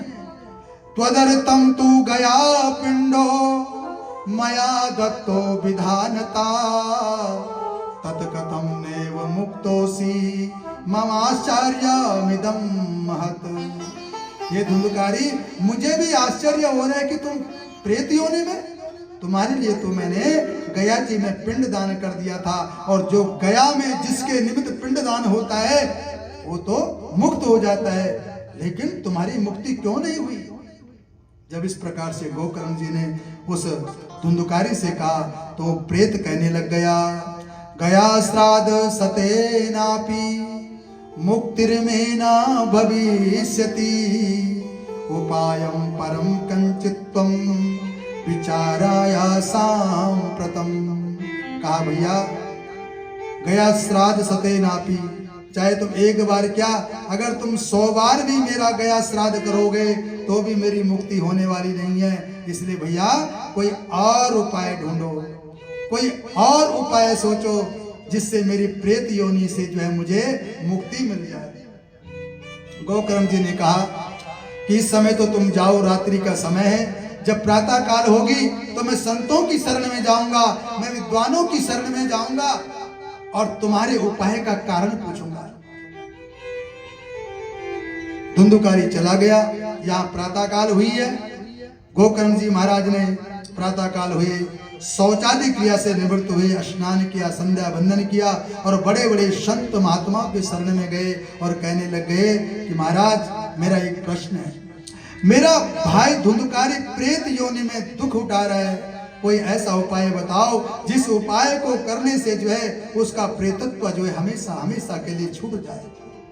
इस प्रकार से निवेदन किया संत महाराज के चरणों में, लेकिन किसी ने भी जवाब नहीं दिया। जब जवाब नहीं दिया, जब उत्तर नहीं मिला, तो आज गोकर्ण महाराज ने आज भगवान सूर्य को याद किया, भगवान सूर्य के वेग को रोका और आज भगवान को प्रणाम करते हुए कहने लग गए कि तुभ्यं नमो जगत साक्षिण भूरि में मुक्ति हेतुकम तच्छ्रुत्वा दूरता सूर्या स्फुटमित्यं भासता। आज भगवान सूर्य को प्रणाम किया और अपने भाई के बारे में पूछा, प्रभु मेरे भाई के उपाय, मेरे भाई के मुक्ति का कारण बताओ, कोई उपाय बताओ। तो भगवान सूर्य नारायण ने कहा कि श्रीमद् भागवतान मुक्ति सप्ताह वाचनम कुरु इति सूर्या वचा सर्वे धर्म रूपम तु विश्रुतम। भगवान सूर्यनारायण ने कहा कि हे गोकर्ण महाराज, अगर तुम अपने भाई का प्रेत रूपी से छुटकारा चाहते हो, मुक्त करना चाहते हो, तो श्रीमद् भागवत का वाचन कराओ। श्रीमद् भागवत से ही उसका प्रेतत्व जो है नष्ट हो जाएगा। आज सूर्यदेव का धन्यवाद किया गोकर्ण जी महाराज ने, पुनः अपने घर में आए हैं और अपने घर में आकर के जो थोड़ा सफाई वगैरह की, वहीं पर टेंट लगा दिया। एक ब्राह्मण बालक को, गांव के एक ब्राह्मण बालक को अपने परिवार का प्रतिनिधि बनाया और प्रतिनिधि बना करके स्वयं जो है भागवत की कथा अपने भाई के निमित्त करने लगे और 7 दिन तक जो है गोकर्ण जी महाराज ने ये कथा श्रवण की। और जब वो प्रेत आया, जब प्रारंभ हुई तो इतनी भीड़ हो गई वहां पर, यहाँ पर तो आप देख ही रहे हो, जब तक श्रोता ना हो तो वक्ता को बड़ी परेशानी होती है सुनाने में। अगर श्रोता ज्यादा हो तो वक्ता को जो है किसी भी चीज देखने की आवश्यकता नहीं पड़ती, वो श्रोता को पढ़ करके जो है कथा अपने आप ही आती है। तो महाराज वहां पर बहुत ज्यादा भीड़ हो गई। तो जब वो प्रेत आया तो प्रेत को कहीं जगह नहीं मिली बैठने के लिए, तो वहां पर जो एक बांस था और उस बांस के अंदर ही वो बैठ गया। और पहले दिन की कथा जब उसने सुनी तो उसमें 7 ग्रंथि थी, तो एक एक ग्रंथि जो है फटती गई। और जब कथा पूर्ण हुई तो आज धुंधकारी जो है जैसे भगवान नारायण के जैसे पार्षद लेने आए तो नारायण ही का उसको रूप मिल गया। आज सबसे पहले अपने भाई का जो है धन्यवाद किया और धन्यवाद करके अपने भाई को प्रणाम करके जो है भगवान के पार्षदों के साथ जा विराजा। यहाँ गोकर्ण जी महाराज ने भगवान के पार्षदों से सवाल किया कि मेरे इतने श्रोतागण थे और आपने जो है एक ही विमान लेकर के आए, एक ही विमान लेकर के आए हो आप। तो यहां भगवान के पार्षदों ने कहा कि देखो श्रोता तो आपके बहुत थे, लेकिन कई श्रोताओं का मन जो है घड़ी की तरफ था, कई श्रोताओं का मन जो है अपने बाल बच्चों की तरफ था। ध्यान से किसी ने भी कथा नहीं सुनी। कथा सुनी है तो तुम्हारे भाई ने सुनी है, इसलिए हम एक ही विमान लेकर के आए हैं। श्रवणस्याभिभेदेन फल भेदोत्र संस्थिता, श्रवणम तो कृतम सर्वे ना तथा मननम कृतम। यहाँ दूसरी बात बताई, कहते कथा तो सबने सुनी, जितने भी श्रोता थे, केवल कथा सुनी सुनी, मनन नहीं किया, चिंतन नहीं किया। कथा हनुमान मंदिर में सुनी और जैसे ही गेट से बाहर गए यही सारी कथा झाड़ गई। दो जी तुम्हारी कथा तुम्हें ही स्वीकार हो। कथा तो सुनी लेकिन कथा पर विचार नहीं किया। जब तक कथा पर विचार नहीं करोगे तब तक कथा अपना असर नहीं दिखाएगी। जब इस प्रकार से पार्षदों ने कहा कि कथा तो तुम्हारे भाई ने सुनी, इसलिए हम एक ही विमान लेकर के आए हैं। गोकर्ण जी ने कहा कोई बात नहीं, इस समय तुम धुंधुकारी को ले जाओ, लेकिन अगली जो मैं कथा करूंगा उस कथा में जो तुम्हें अनंत विमान लेकर के आने पड़ेंगे। यहाँ गोकर्ण जी महाराज ने दोबारा कथा का आयोजन रखा है। श्रावणे मास गोकर्णा कथा मुचे तथा पुनः। फिर श्रावण के महीने में जो है गोकर्ण जी महाराज ने दिव्य श्रीमद् भागवत की कथा का आयोजन रखा, और आयोजन रखा तो सभी को बुलाया, सभी को निमंत्रण दिया और ऐसी कथा की। जब कथा समाप्त हुई तो कथा में भगवान नारायण स्वयं प्रकट हो गए। गोकर्ण जी महाराज को हृदय से लगाया और जितने वहां पर श्रोता थे सभी श्रोताओं को जो विमान पर बिठाया, जैसे अयोध्यावासिना पूर्वम यथा रामेण संगता तथा कृष्णेन ते नीता गोलोकम योगी दुर्लभम। मेरे भाई बहन, जैसे राम जी ने अपने पूरी अयोध्या वासियों को जो है अपने साथ साकेत धाम को ले गए थे, वैसे ही भगवान कृष्ण जो है जितने भी श्रोतागण थे सभी को जो अपने गोलोक में ले गए। बोली भक्तवत्सल भगवान की जय। मेरे भाई बहन, अगर आज कोई इस कथा को ध्यान से सुने, अगर भगवान अपने पार्षदों को भेज दें, उसके पास जाओ, उस भक्त ने कथा सुनी है उसको ले आओ, तो कोई जाने के लिए तैयार नहीं होगा, कोई भी जाने के लिए तैयार नहीं होगा। एक वृद्धि, एक बूढ़ी मैया थी, बूढ़ी मैया जो है बहू के साथ नहीं बनती थी, अकेले ही अपना काम करती थी, खाना पीना कपड़ा धोना सब कुछ अपने आप ही करती थी। एक बार जंगल में गई लकड़ी काटने के लिए, तो लकड़ी जो है ज्यादा काटी गई, और जब लकड़ी का वो गट्ठड़ बनाया तो उठा नहीं पाई, वो गुस्सा आ गया, कहा ये मृत्यु देवता तू भी मेरे लिए कहीं खो गया। और जैसे ही मृत्यु का नाम लिया उस बूढ़ी माता ने, उसी समय मृत्यु देव प्रकट हो गए। कहा माता जी बोलो। तो बुढ़िया माता ने कहा भैया तुम कौन हो? कहा अभी तुमने मुझे याद किया, मैं मृत्यु हूं, चलो मेरे साथ। बूढ़ी मैया ने कहा तुम्हारे साथ चलने के लिए मैंने तुम्हें याद नहीं किया, मैंने तो तुम्हें इसलिए याद किया कि इस जंगल में कोई और था नहीं, और ये जो लकड़ी का जो ये गट्ठड़ है ना, इसको जो है मेरे सिर पे उठाने वाला कोई नहीं था, इसलिए तुम ऐसा करो इस लकड़ी के भार को, इस गट्ठड़ को मेरे सिर पर रख दो। लेकिन जाने के लिए नहीं बुलाया मैंने। यानी कहने का मतलब यह है कि अगर भगवान अपने विमान को लेकर के भेज भी दें, कोई जाने के लिए तैयार नहीं है। बोले भक्तवत्सल भगवान की जय। श्री कृष्ण गोविंद हरे मुरारे, हे नाथ नारायण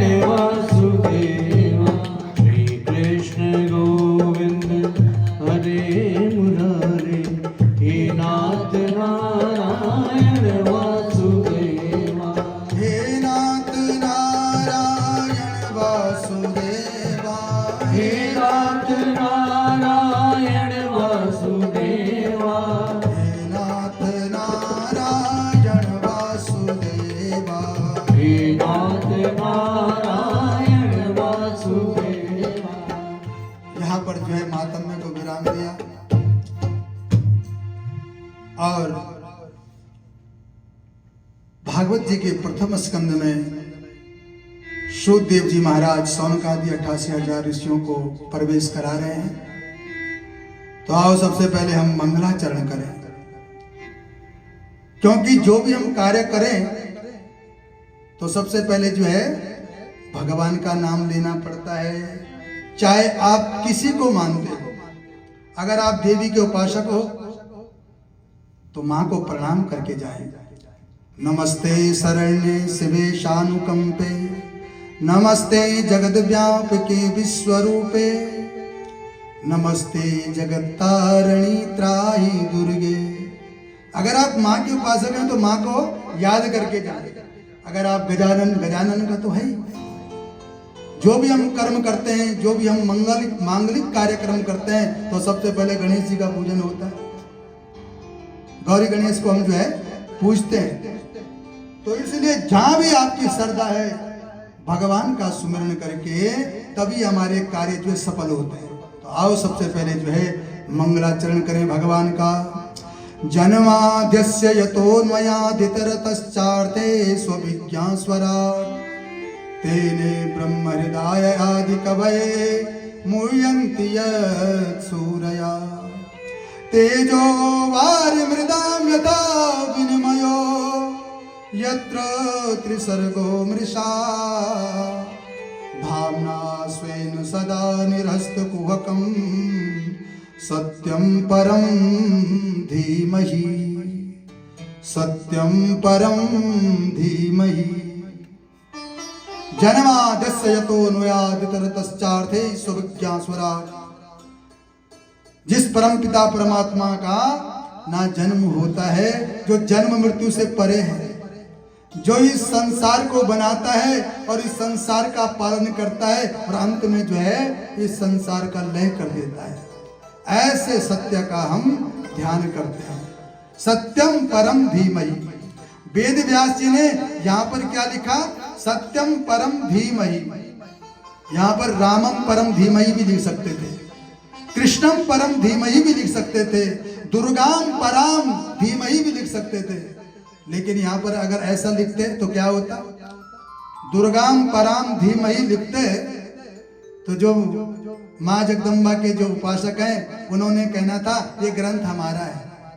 कृष्णम परम धीमहि लिखते तो जो कृष्ण भगवान के अनुयायी हैं वो कहते ये हमारा है।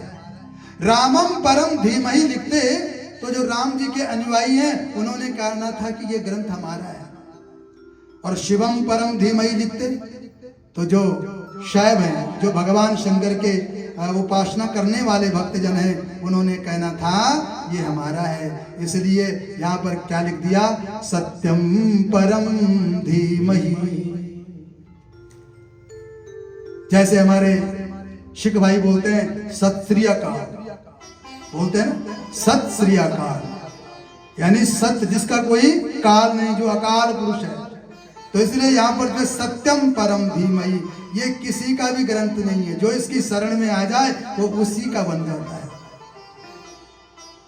तो यहाँ मंगलाचरण किया और मंगलाचरण के बाद जो है यहाँ पर ऋषियों ने प्रश्न किए, 6 प्रश्न किए। कहा महाराज जीव मात्र का कल्याण कैसे होगा? क्योंकि हम संक्षेप में चलेंगे, चलना पड़ेगा कि जीव मात्र का कल्याण कैसे होगा। शास्त्र बहुत है लेकिन समय कम है। शास्त्र हमारे बहुत हैं लेकिन हमारे पास समय नहीं है सुनने के लिए। समस्त शास्त्रों का सार क्या है महाराज? कहा कि समस्त शास्त्रों का सार क्या है? भगवान कर्तुम अकर्तुम, यानी भगवान चाहें तो अपने लोक से ही दुष्टों का खात्मा कर सकते हैं, लेकिन भगवान अवतार क्यों लेते हैं? क्योंकि कर्तुम अकर्तुम समर्था असमर्था यस्य सा ईश्वर।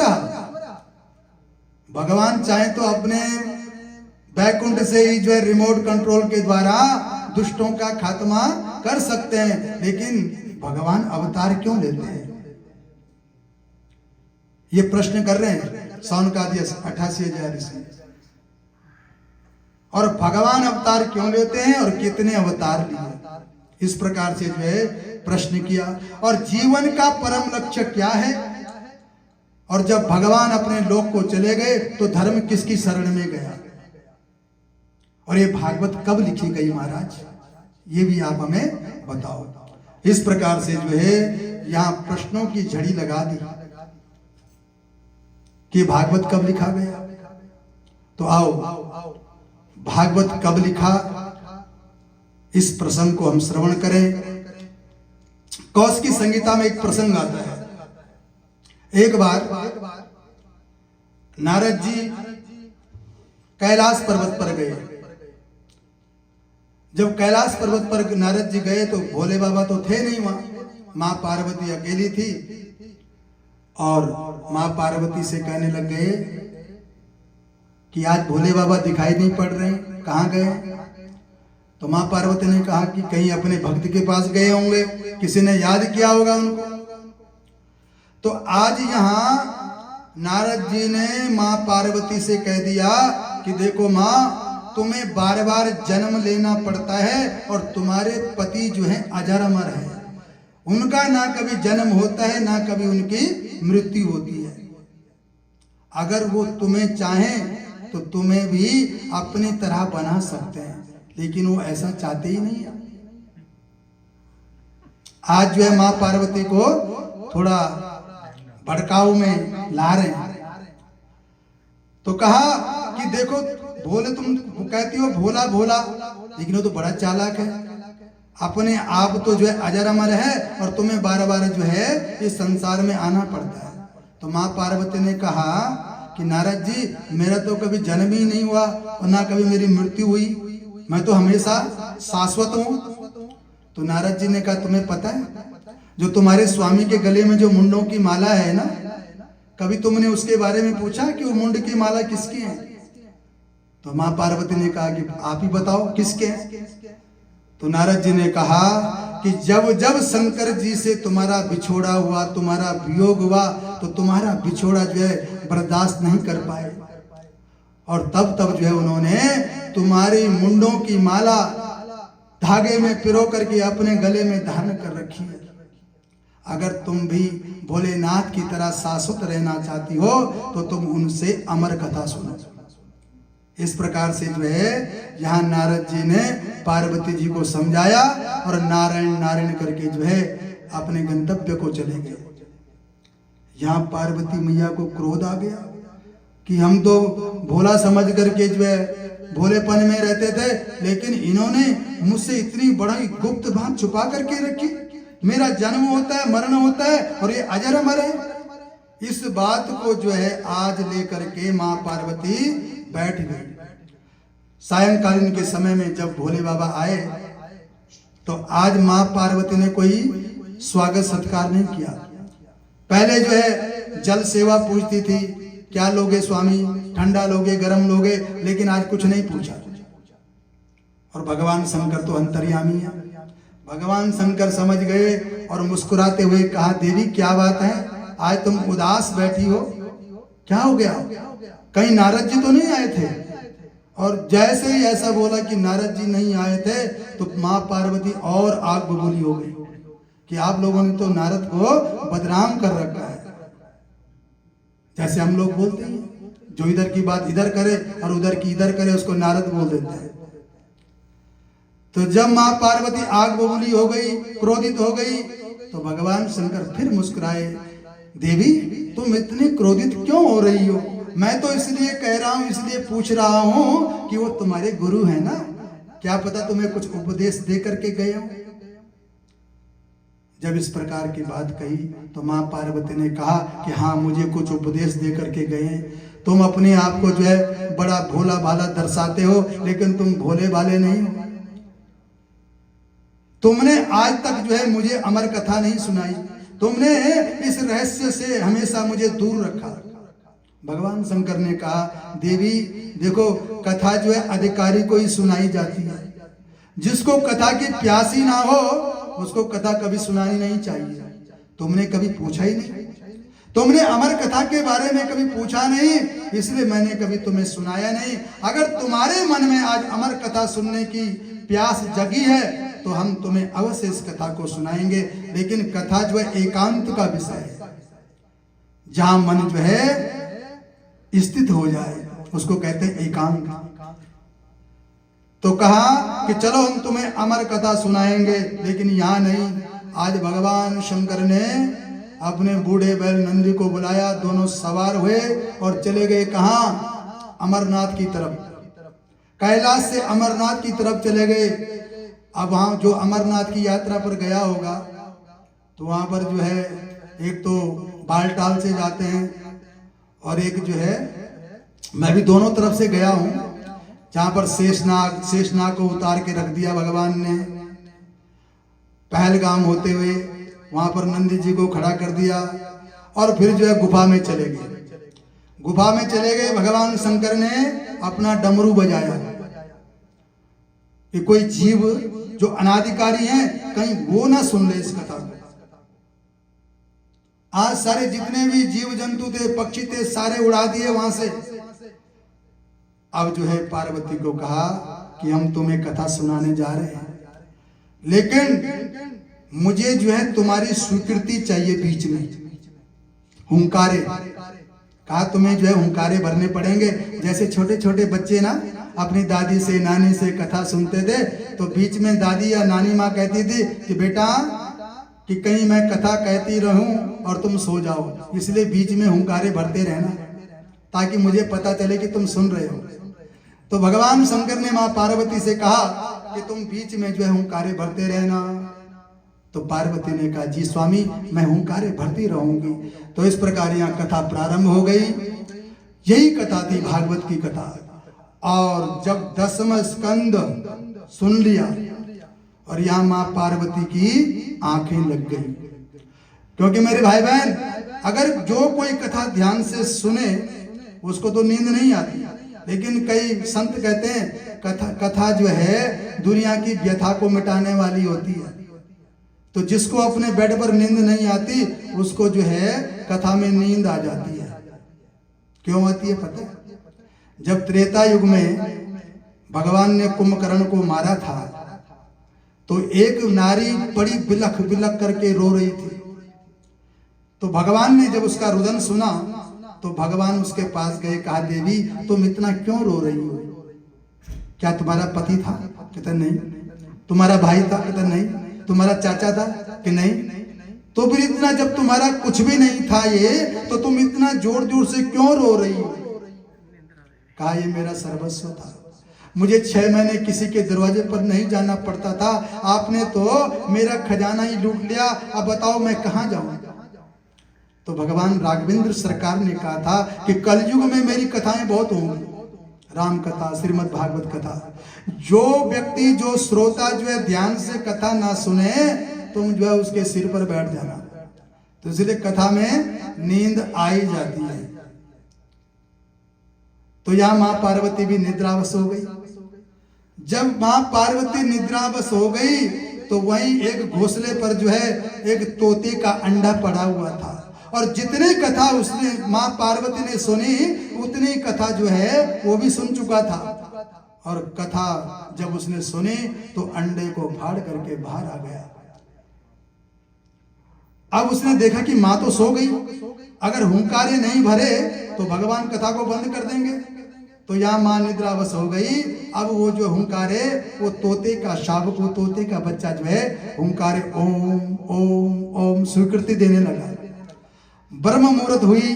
ब्रह्म मुहूर्त में जो है कथा विराम की तरफ जा रही थी तो इतनी देर में माँ की नींद खुल गई, आंखें खुल गई, कहने लगे स्वामी कथा सुनाओ ना। भगवान भोलेनाथ बोले, देवी कथा तो मैं सुना चुका हूं। मां पार्वती ने कहा, प्रभु मेरी आंखें लग गई थी, मुझे नींद आ गई थी, मैंने पूरी कथा नहीं सुनी। भगवान शंकर को बड़ा आश्चर्य हुआ। तो फिर वो कथा किसने सुनी? वो बीच में हुंकारे कौन भर रहा था? आज भगवान शंकर ने अपना जैसे ही त्रिशूल उठाया और वो घोंसले से जो है आज वो तोते का शावक उड़ करके जो उसने उड़ारी मार दी।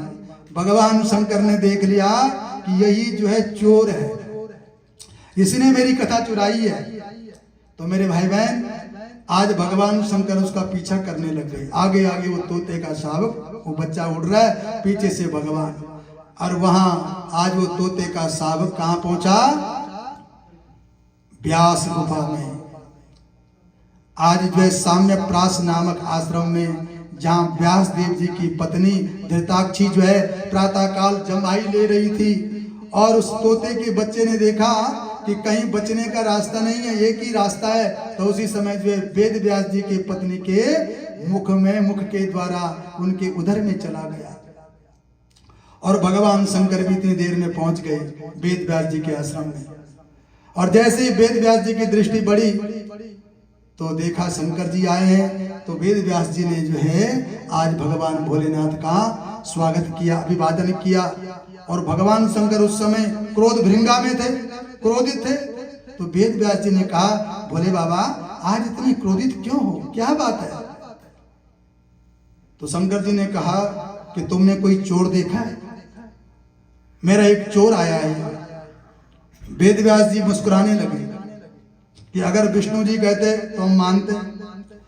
आपका क्या चुरा लिया? आपके पास तो कुछ है ही नहीं, एक त्रिशूल है, एक डमरू है, कपड़े भी आप एक जो है बागांबर पहनते हो। आपके पास तो ऐसी चुराने वाली चीज क्या है महाराज? तो भगवान शंकर ने कहा, उसने जो है मेरी अमर कथा चुराई है। तो वेद व्यास जी ने कहा कि उस कथा का फल क्या है? कि जो उस कथा को सुन लेता है वो अजर अमर हो जाता है। वेद व्यास जी मुस्कुराए, कहते हैं दुनिया वाले तभी आपको भोला भाला कहते हैं, जिसने आपके मुखारबिंद से जो है अमर कथा सुन ली हो उसी को आप मारना चाहते हो। आज वेद व्यास जी ने भोले बाबा को वहीं से वापस कर दिया। बोले शंकर भगवान की जय। अब यहाँ भगवान शंकर को वापस भेज दिया। अब वेद व्यास जी को भी पता चल गया, वेद व्यास जी ने देख लिया था। 12 वर्ष व्यतीत हो गए लेकिन अभी बाहर नहीं आया। आज निवेदन किया कि बेटा, जो संतान होती है, जो पुत्र होता है, वो माता पिता को सुख पहुंचाने के लिए होता है, लेकिन तुम अपनी माँ को जो है 12 सालों से जो है कष्ट दे रहे हो। बेटा जन्म लेकर के आ जाओ। लेकिन अंदर से आवाज आई कि अगर मैं बाहर आ गया संसार में तो मैं माया के चक्रों में पड़ जाऊंगा और अपने जीवन का कल्याण नहीं कर पाऊंगा। जब इस प्रकार से वेद व्यास जी ने बात सुनी तो यहाँ कहते हैं हमारे विद्वान जन, हमारे संत जन, कि भगवान ने जो है सुखदेव स्वामी को वचन दिया कि तुम्हें जो है मेरी माया ग्रसित नहीं करेगी, इसलिए तुम जो है माँ के गर्भ से बाहर आओ। जब भगवान ने आश्वासन दिया कि तुम्हें मेरी माया ग्रसित नहीं करेगी, तो उसी समय जो है भगवान की आज्ञा अनुसार आज सुखदेव स्वामी प्रकट हुए।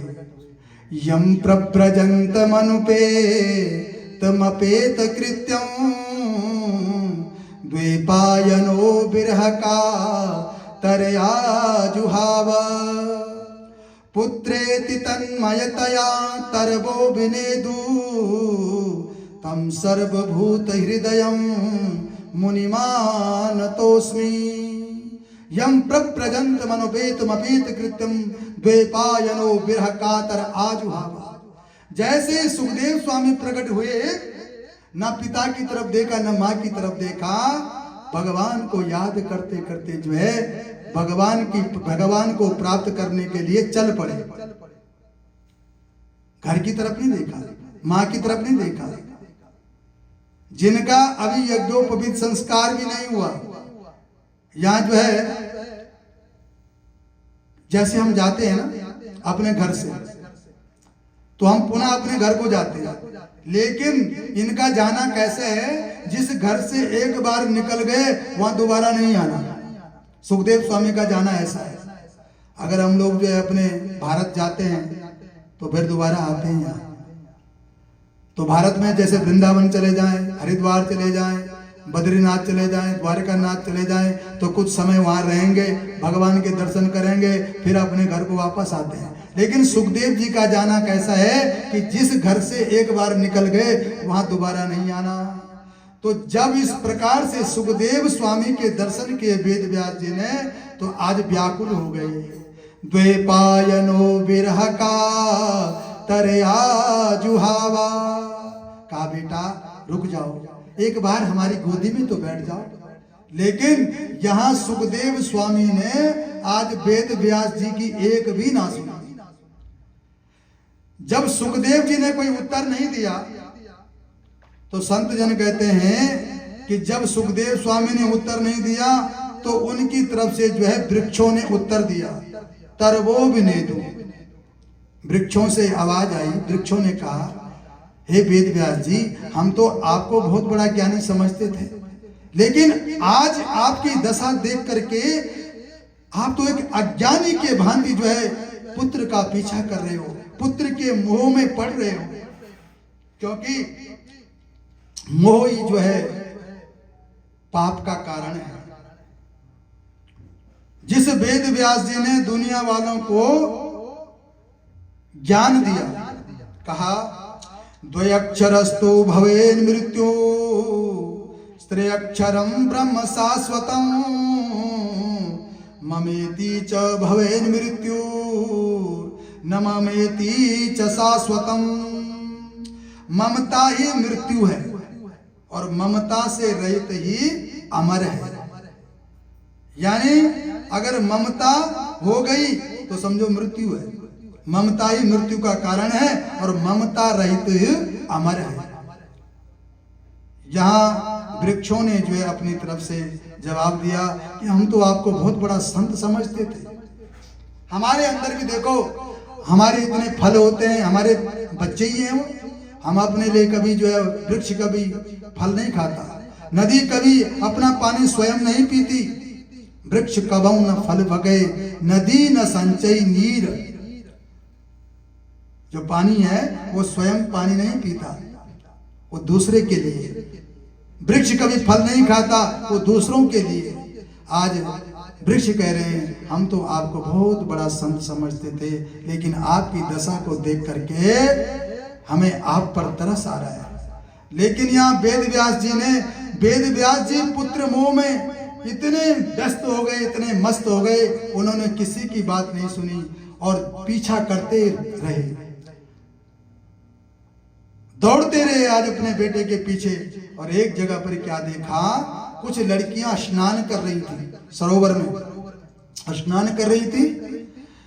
तो जैसे सुखदेव स्वामी वहां से गए तो उन्होंने कोई पर्दा नहीं किया, और जैसे वेद व्यास जी वहां पहुंचे, उन्होंने फटाफट जो है पानी से बाहर निकल करके अपने वस्त्रों को पहन लिया और पहाड़ की ओट में छुप गए। जब इस प्रकार से वेद व्यास जी ने देखा, उनको बड़ा आश्चर्य हुआ। उन्होंने आज उन बेटियों से पूछा, तदवीक्ष प्रेक्षति मुनो जगदुस्तवास्ति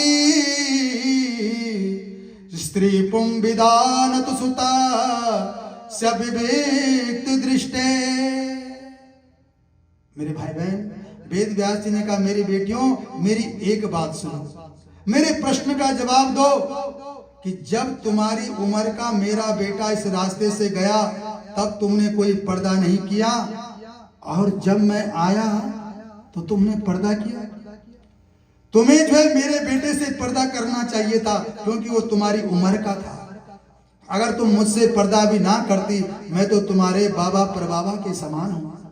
अगर तुम मुझसे पर्दा ना करती तो चलता, लेकिन तुमने मुझसे पर्दा किया और मेरे बेटे से पर्दा क्यों नहीं किया? मेरा इस प्रश्न का जवाब दो। जब उन देवियों ने वेद व्यास जी की बात सुनी तो कहा, वेद व्यास जी, आप इस बात को जानना चाहते हो कि हमने आपसे पर्दा क्यों किया और आपके बेटे से पर्दा क्यों नहीं किया? इस बात को जानना चाहते हो ना? तो वो कहने लग गई, तद्वीक्ष प्रेक्षति मुनो जगदुस्तावास्ति स्त्री पुंविदान तु सुता स विवेक दृष्टे। हे वेद व्यास जी, हमने आपसे इसलिए पर्दा किया कि आपकी नजरों में जो है ये पुरुष है, ये स्त्री है, इसलिए हमने आपसे पर्दा किया, क्योंकि आपकी नजरों में ये पुरुष है, ये स्त्री है। और आपके बेटे का जो नजरिया है ना, वो किसी को जो है न स्त्री समझता है न पुरुष समझता है, वो तो सबको जो है कृष्ण में देखता है। इसलिए महाराज, हमने आपसे पर्दा किया और आपके बेटे से पर्दा नहीं किया। जब स्त्री बात सुनी उन लड़कियों से, उन देवियों से, जब वेद व्यास जी ने ये बात सुनी, तो आज वहीं पर जो है उनके पैर रुक गए, वहीं से जो है वापस हो गए। अपने आश्रम में आए, सामत्रास आश्रम में, और उदास हो गए। उदास होकर के बैठ गए, सोच में पड़ गए कि मैंने दुनिया के लिए जो है 18 पुराण लिखे, 4 वेद लिखे, लेकिन जो गम्यता, जिस रास्ते, जो भूमिका जो है मेरे बेटे को मिली है, वो भूमिका मुझे अभी तक नहीं मिली। आज उदास है। और इतनी देर में नारद जी पहुंच गए। नारायण नारायण नारायण नारायण नारायण नारायण नारायण नारायण नारायण नारायण। ओहो नारायण नारायण नारायण नारायण नारायण नारायण नारायण नारायण नारायण नारायण। पाराशर्य महाभाग भवता कचिदात्मना परितुष्यति शारीर आत्मा मानस ये भवा। कहा, हे पाराशर के बेटे, हे वेद व्यास जी, आप उदास क्यों हैं? मुझे ऐसा लग रहा है कि आपका मुखमंडल जो है मुरझाया हुआ है, क्या कारण है, मुझे बताओ। जब इस प्रकार से नारद जी की बात सुनी, तो वेद व्यास जी ने नारद जी को प्रणाम किया और कहने लग गए, अस्तेव में सर्वमिदं त्वयोक्तम् तथापि नात्मा परितुष्यते में तन्मूलमव्यक्तमगाध बोधम् पृच्छामये त्वात्म भवात्मभूतम्। कहा, नारद जी, आपने बिल्कुल ठीक पहचाना।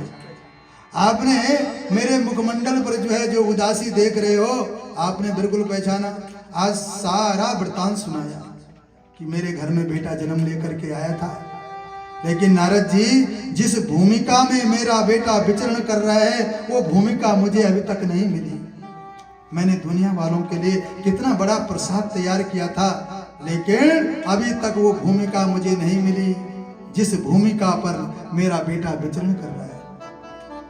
या नारद जी ने कहा कि देखो, तुमने जो भी लिखा हुआ है, राजा महाराजाओं का वर्णन लिखा, तुम ऐसा पुराण लिखो जिसमें जो है भगवान हो, भगवान को माध्यम बना करके जो है पुराण की रचना करो। कौन कह रहे हैं? नारद जी कह रहे हैं। तब जो है तुम्हें वो शांति मिलेगी जो शांति तुम्हारे बेटे को मिल रही है। नयत बचश्चित्र पदम हरेर यशो जगत पवित्रम प्रगृणीत करिचित तदवायसं तीर्थमुसन्ति मानसा न यत्र हंसा निर्मन्तु शिक्षया। कहा कि देखो, जब तक वाणी के द्वारा भगवान का नाम ना गाया जाए, तब तक वो वाणी पवित्र नहीं होती। जब तक कलम के द्वारा भगवान का यशोगान नहीं लिखा जाए, तब तक वो हाथ और कलम सार्थक नहीं होती।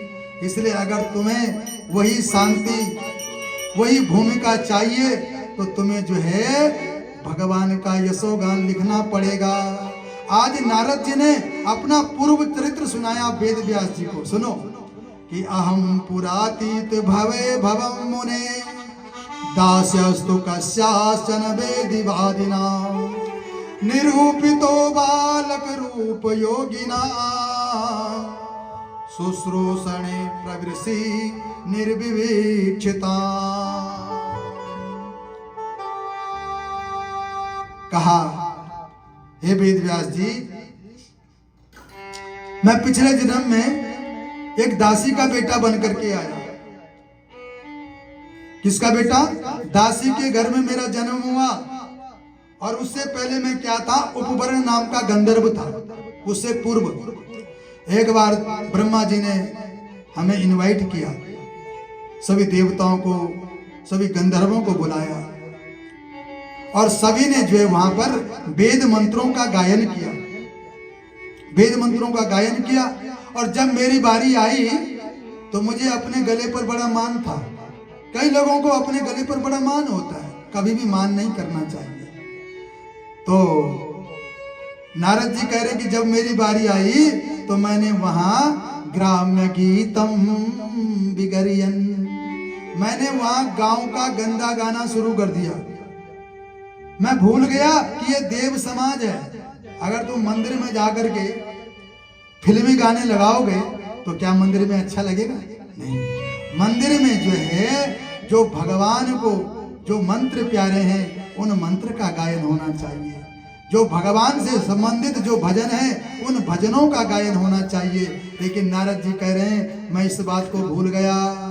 और जब इस बात को भूल गया तो ग्राम्य गीतम बिगरियन, मैंने एक गांव का गंदा गाना सुनाया तो ब्रह्मा जी ने मुझे साबित कर दिया कि तुम्हें पता नहीं ये देव समाज है, ये ब्रह्म समाज है, तुम्हें कैसा गाना चाहिए, कैसा बोलना चाहिए। अगर तुम्हें गंदे गाने का इतना ही शौक है तो जाओ पृथ्वी पर जाओ, वहीं जो है गंदे गाने गाए जाते हैं। कौन कह रहे हैं? नारद जी कह रहे हैं। तो तब जो है मैंने ब्रह्मा जी के चरणों में अनुनय विनय की। तो ब्रह्मा जी ने कहा भैया तुम्हें जाना तो पड़ेगा, लेकिन जल्दी ही संतों के संग से मुक्त हो जाओगे। ये बात जो है नारद जी वेद व्यास जी से कह रहे हैं। अब यहाँ नारद जी कह रहे मैं दासी का बेटा बन करके आया और एक बार जो है हमारे गांव में चौमासा काटने के लिए कुछ संत जन आए। चौमासा समझते हो ना?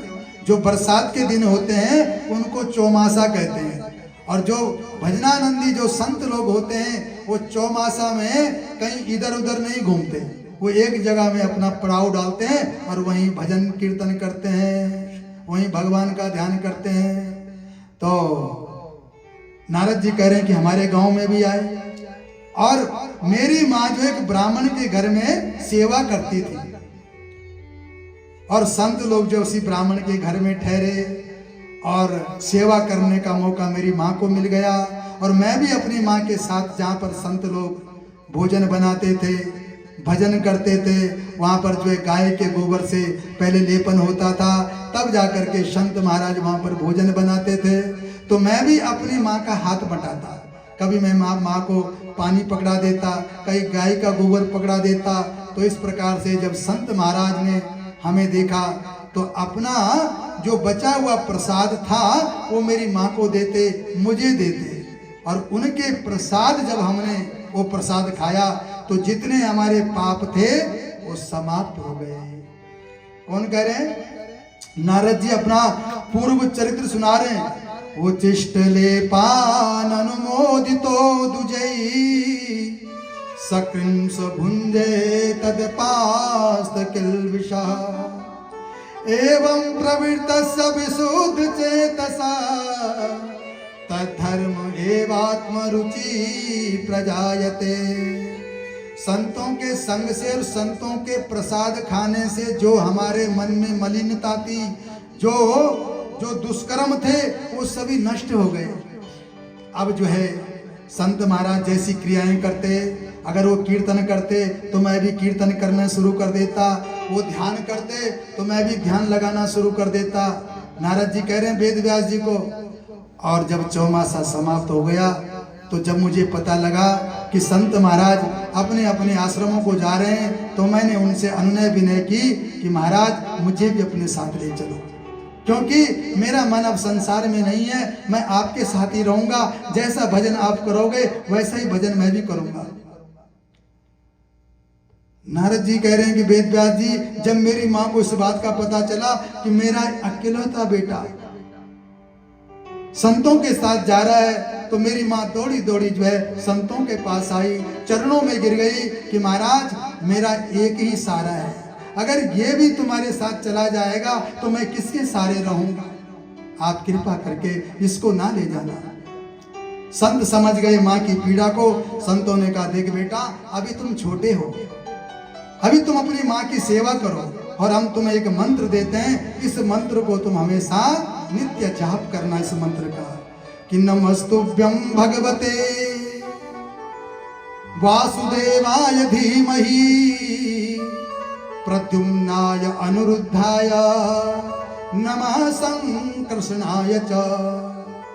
ये जो है नारद जी को आज संतों ने मंत्र दे दिया कि नमस्तुभ्यं भगवते वासुदेवाय धीमहि प्रद्युम्नाय अनिरुद्धाय नमः संकर्षणाय च, कि बेटा इस मंत्र का तुम नित्य निरंतर जाप करना और अपने माँ की सेवा करते रहना, और जब तुम्हारी माँ चली जाएगी तब तुम जो है हमारे पास आ जाना। अपना एड्रेस दे दिया। संत महाराज चले गए।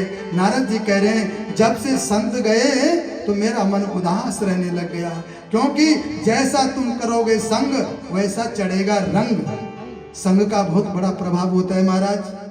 तो नारद जी कह रहे हैं कि मेरा मन जो है लगता ही नहीं था, और एक दिन मैंने भगवान से निवेदन किया कि हे प्रभु, मेरी माँ जो है ये पका हुआ फल है, इसे आप अपने चरणों में बुला दो ना, ताकि मैं आपका भजन करूं। और जैसे ही मैंने भगवान से निवेदन किया तो भगवान ने जो है मेरी अर्जी फटाफट सुन ली। एकात्मजा में जननी योसिन मूढ़ा चकिंकरी, क्योंकि मैं माँ का अकेला बेटा था ना, मैं ही सारा था, इसलिए मेरी माँ जो है मेरा बहुत ध्यान रखती थी। तो मैंने भगवान से निवेदन किया तो भगवान ने मेरी अर्जी सुन ली। तो क्या हुआ, एकदा निर्गताम गेहा दुयंती निसिगाम पथि सर्पो दशत पदा स्पृष्टा कृपणा काल चोदिता। जैसे ही मैंने भगवान को चिट्ठी भेजी, भगवान ने चिट्ठी का जवाब तुरंत दे दिया। मेरी माँ जो है सायंकालीन रात्रि का समय था, गाय को धोने जा रही थी, बरसात हो रही थी थोड़ी थोड़ी, और रास्ते में कोई काला सर्प पड़ा हुआ था। मेरी माँ का पैर जैसे ही उस काले सर्प के ऊपर टिका तो उसी समय उसने डंक मार करके मेरी माँ की लीला समाप्त कर दी। और जैसे दुनिया वालों को पता चला, गांव वालों को, तुरंत दौड़े दौड़े मेरे पास आए, कहा बेटा तुम्हारी माँ जो है दुनिया को छोड़ करके चली गई। नारद जी कह रहे हैं वेद व्यास जी को कि दुनिया वालों की जब माँ दुनिया से जाती है तो रोते हैं, लेकिन मैंने आज भगवान का धन्यवाद किया कि अनुग्रह मन्यमाना, हे प्रभु तुमने मेरी अर्जी बहुत जल्दी सुन ली, क्योंकि तुम्हारे भजन में जो है मेरी माँ रोड़ा बन रही थी, ये मुझे तुम्हारा भजन नहीं करने दे रही थी, इसलिए आपने मेरी अर्जी बहुत जल्दी सुन ली। अनुग्रह मन्यमाना प्रतिष्ठम दिशमुत्तराम, मैंने अपनी माँ का अंत्येष्टि क्रियाक्रम किया और उसके बाद मैं उत्तराखंड की तरफ चला गया, और वहाँ एक पीपल के पेड़ के नीचे मैं भगवान का जो ऋषियों ने मुझे मंत्र दिया था उस मंत्र को जपने लगा। और जपते जपते जो है बहुत समय व्यतीत हो गया। कभी कभी जो है मंत्र जपते जपते मुझे माँ की याद आ जाती थी कि मेरी माँ मुझे मेरा कितना ख्याल रखती थी। मेरे भाई बहन, एक माँ का ही ऐसा रिश्ता है जो निस्वार्थ भावना से जो है बेटे की सेवा करती है। माँ का ऋण जो है कभी बेटा चुका नहीं सकता। माँ से ही एक ऐसा सच्चा संबंध है बेटे का। तो इसलिए नारद जी कह रहे हैं कभी कभी मुझे माँ की याद आती थी कि मेरा कितना ख्याल रखती थी मेरी माँ, मंत्र जपते जपते। तो उसी समय आकाशवाणी हुई, अभिपक्वा कसायाणाम दुर्दर्शोऽयं कुयोगिनाम सक्रिय दर्शितम रूपम एतत् कल्पकायते नघ। अभी तुम जो है अध पक्के हो अभी तुम जो है पके नहीं हो, अभी तुम अध कच्चे हो, और अध कच्चे योगी को कभी भी मेरे दर्शन नहीं होते। आकाशवाणी के द्वारा नारद जी कह रहे हैं कि मुझे आकाशवाणी हुई, क्योंकि मन जो है माँ की तरफ चला जाता था, संसार की तरफ चला जाता। ये हमारे साथ भी होता है, जब हम माला जपते हैं तो कहीं ना कहीं जो है मन भ्रमण कर ही लेता है। वो तो नारद जी है। तो यहां जब नारद जी ने वेद व्यास जी से कहा कि उस सब कुछ समय बाद जो है सृष्टि का जो है लय हो गया, प्रलय हो गया, और मुझे पता ही नहीं चला कब मेरा जो है जन्म हुआ। अब देखो इस जन्म में मैं ब्रह्मा जी का बेटा बनकर के आया, और देव दत्ता मिमां वाणी स्वर ब्रह्म विभूषिता। देखो मैं ब्रह्मा जी का बेटा बनकर के आया हूं, और भगवान नारायण ने मुझे ये वीणा दी है, और उस वीणा से ही मैं भगवान का यशोगान गाता हूं। नारायण नारायण नारायण नारायण नारायण नारायण नारायण नारायण नारायण नारायण। निर्गते नारदे सूत भगवान बादरायण श्रुतवान् सदा विप्रेतं तथा किम करो विभो। यहाँ नारद जी ने अपना पूर्व चरित्र सुनाया वेद व्यास जी को। नारद जी चले गए हैं यहाँ। अब यहाँ सौनकादि ऋषि ने कहा निर्गते नारदे सूत भगवान बादरायण, कि जब नारद जी चले गए तो उसके बाद वेद व्यास जी ने क्या किया।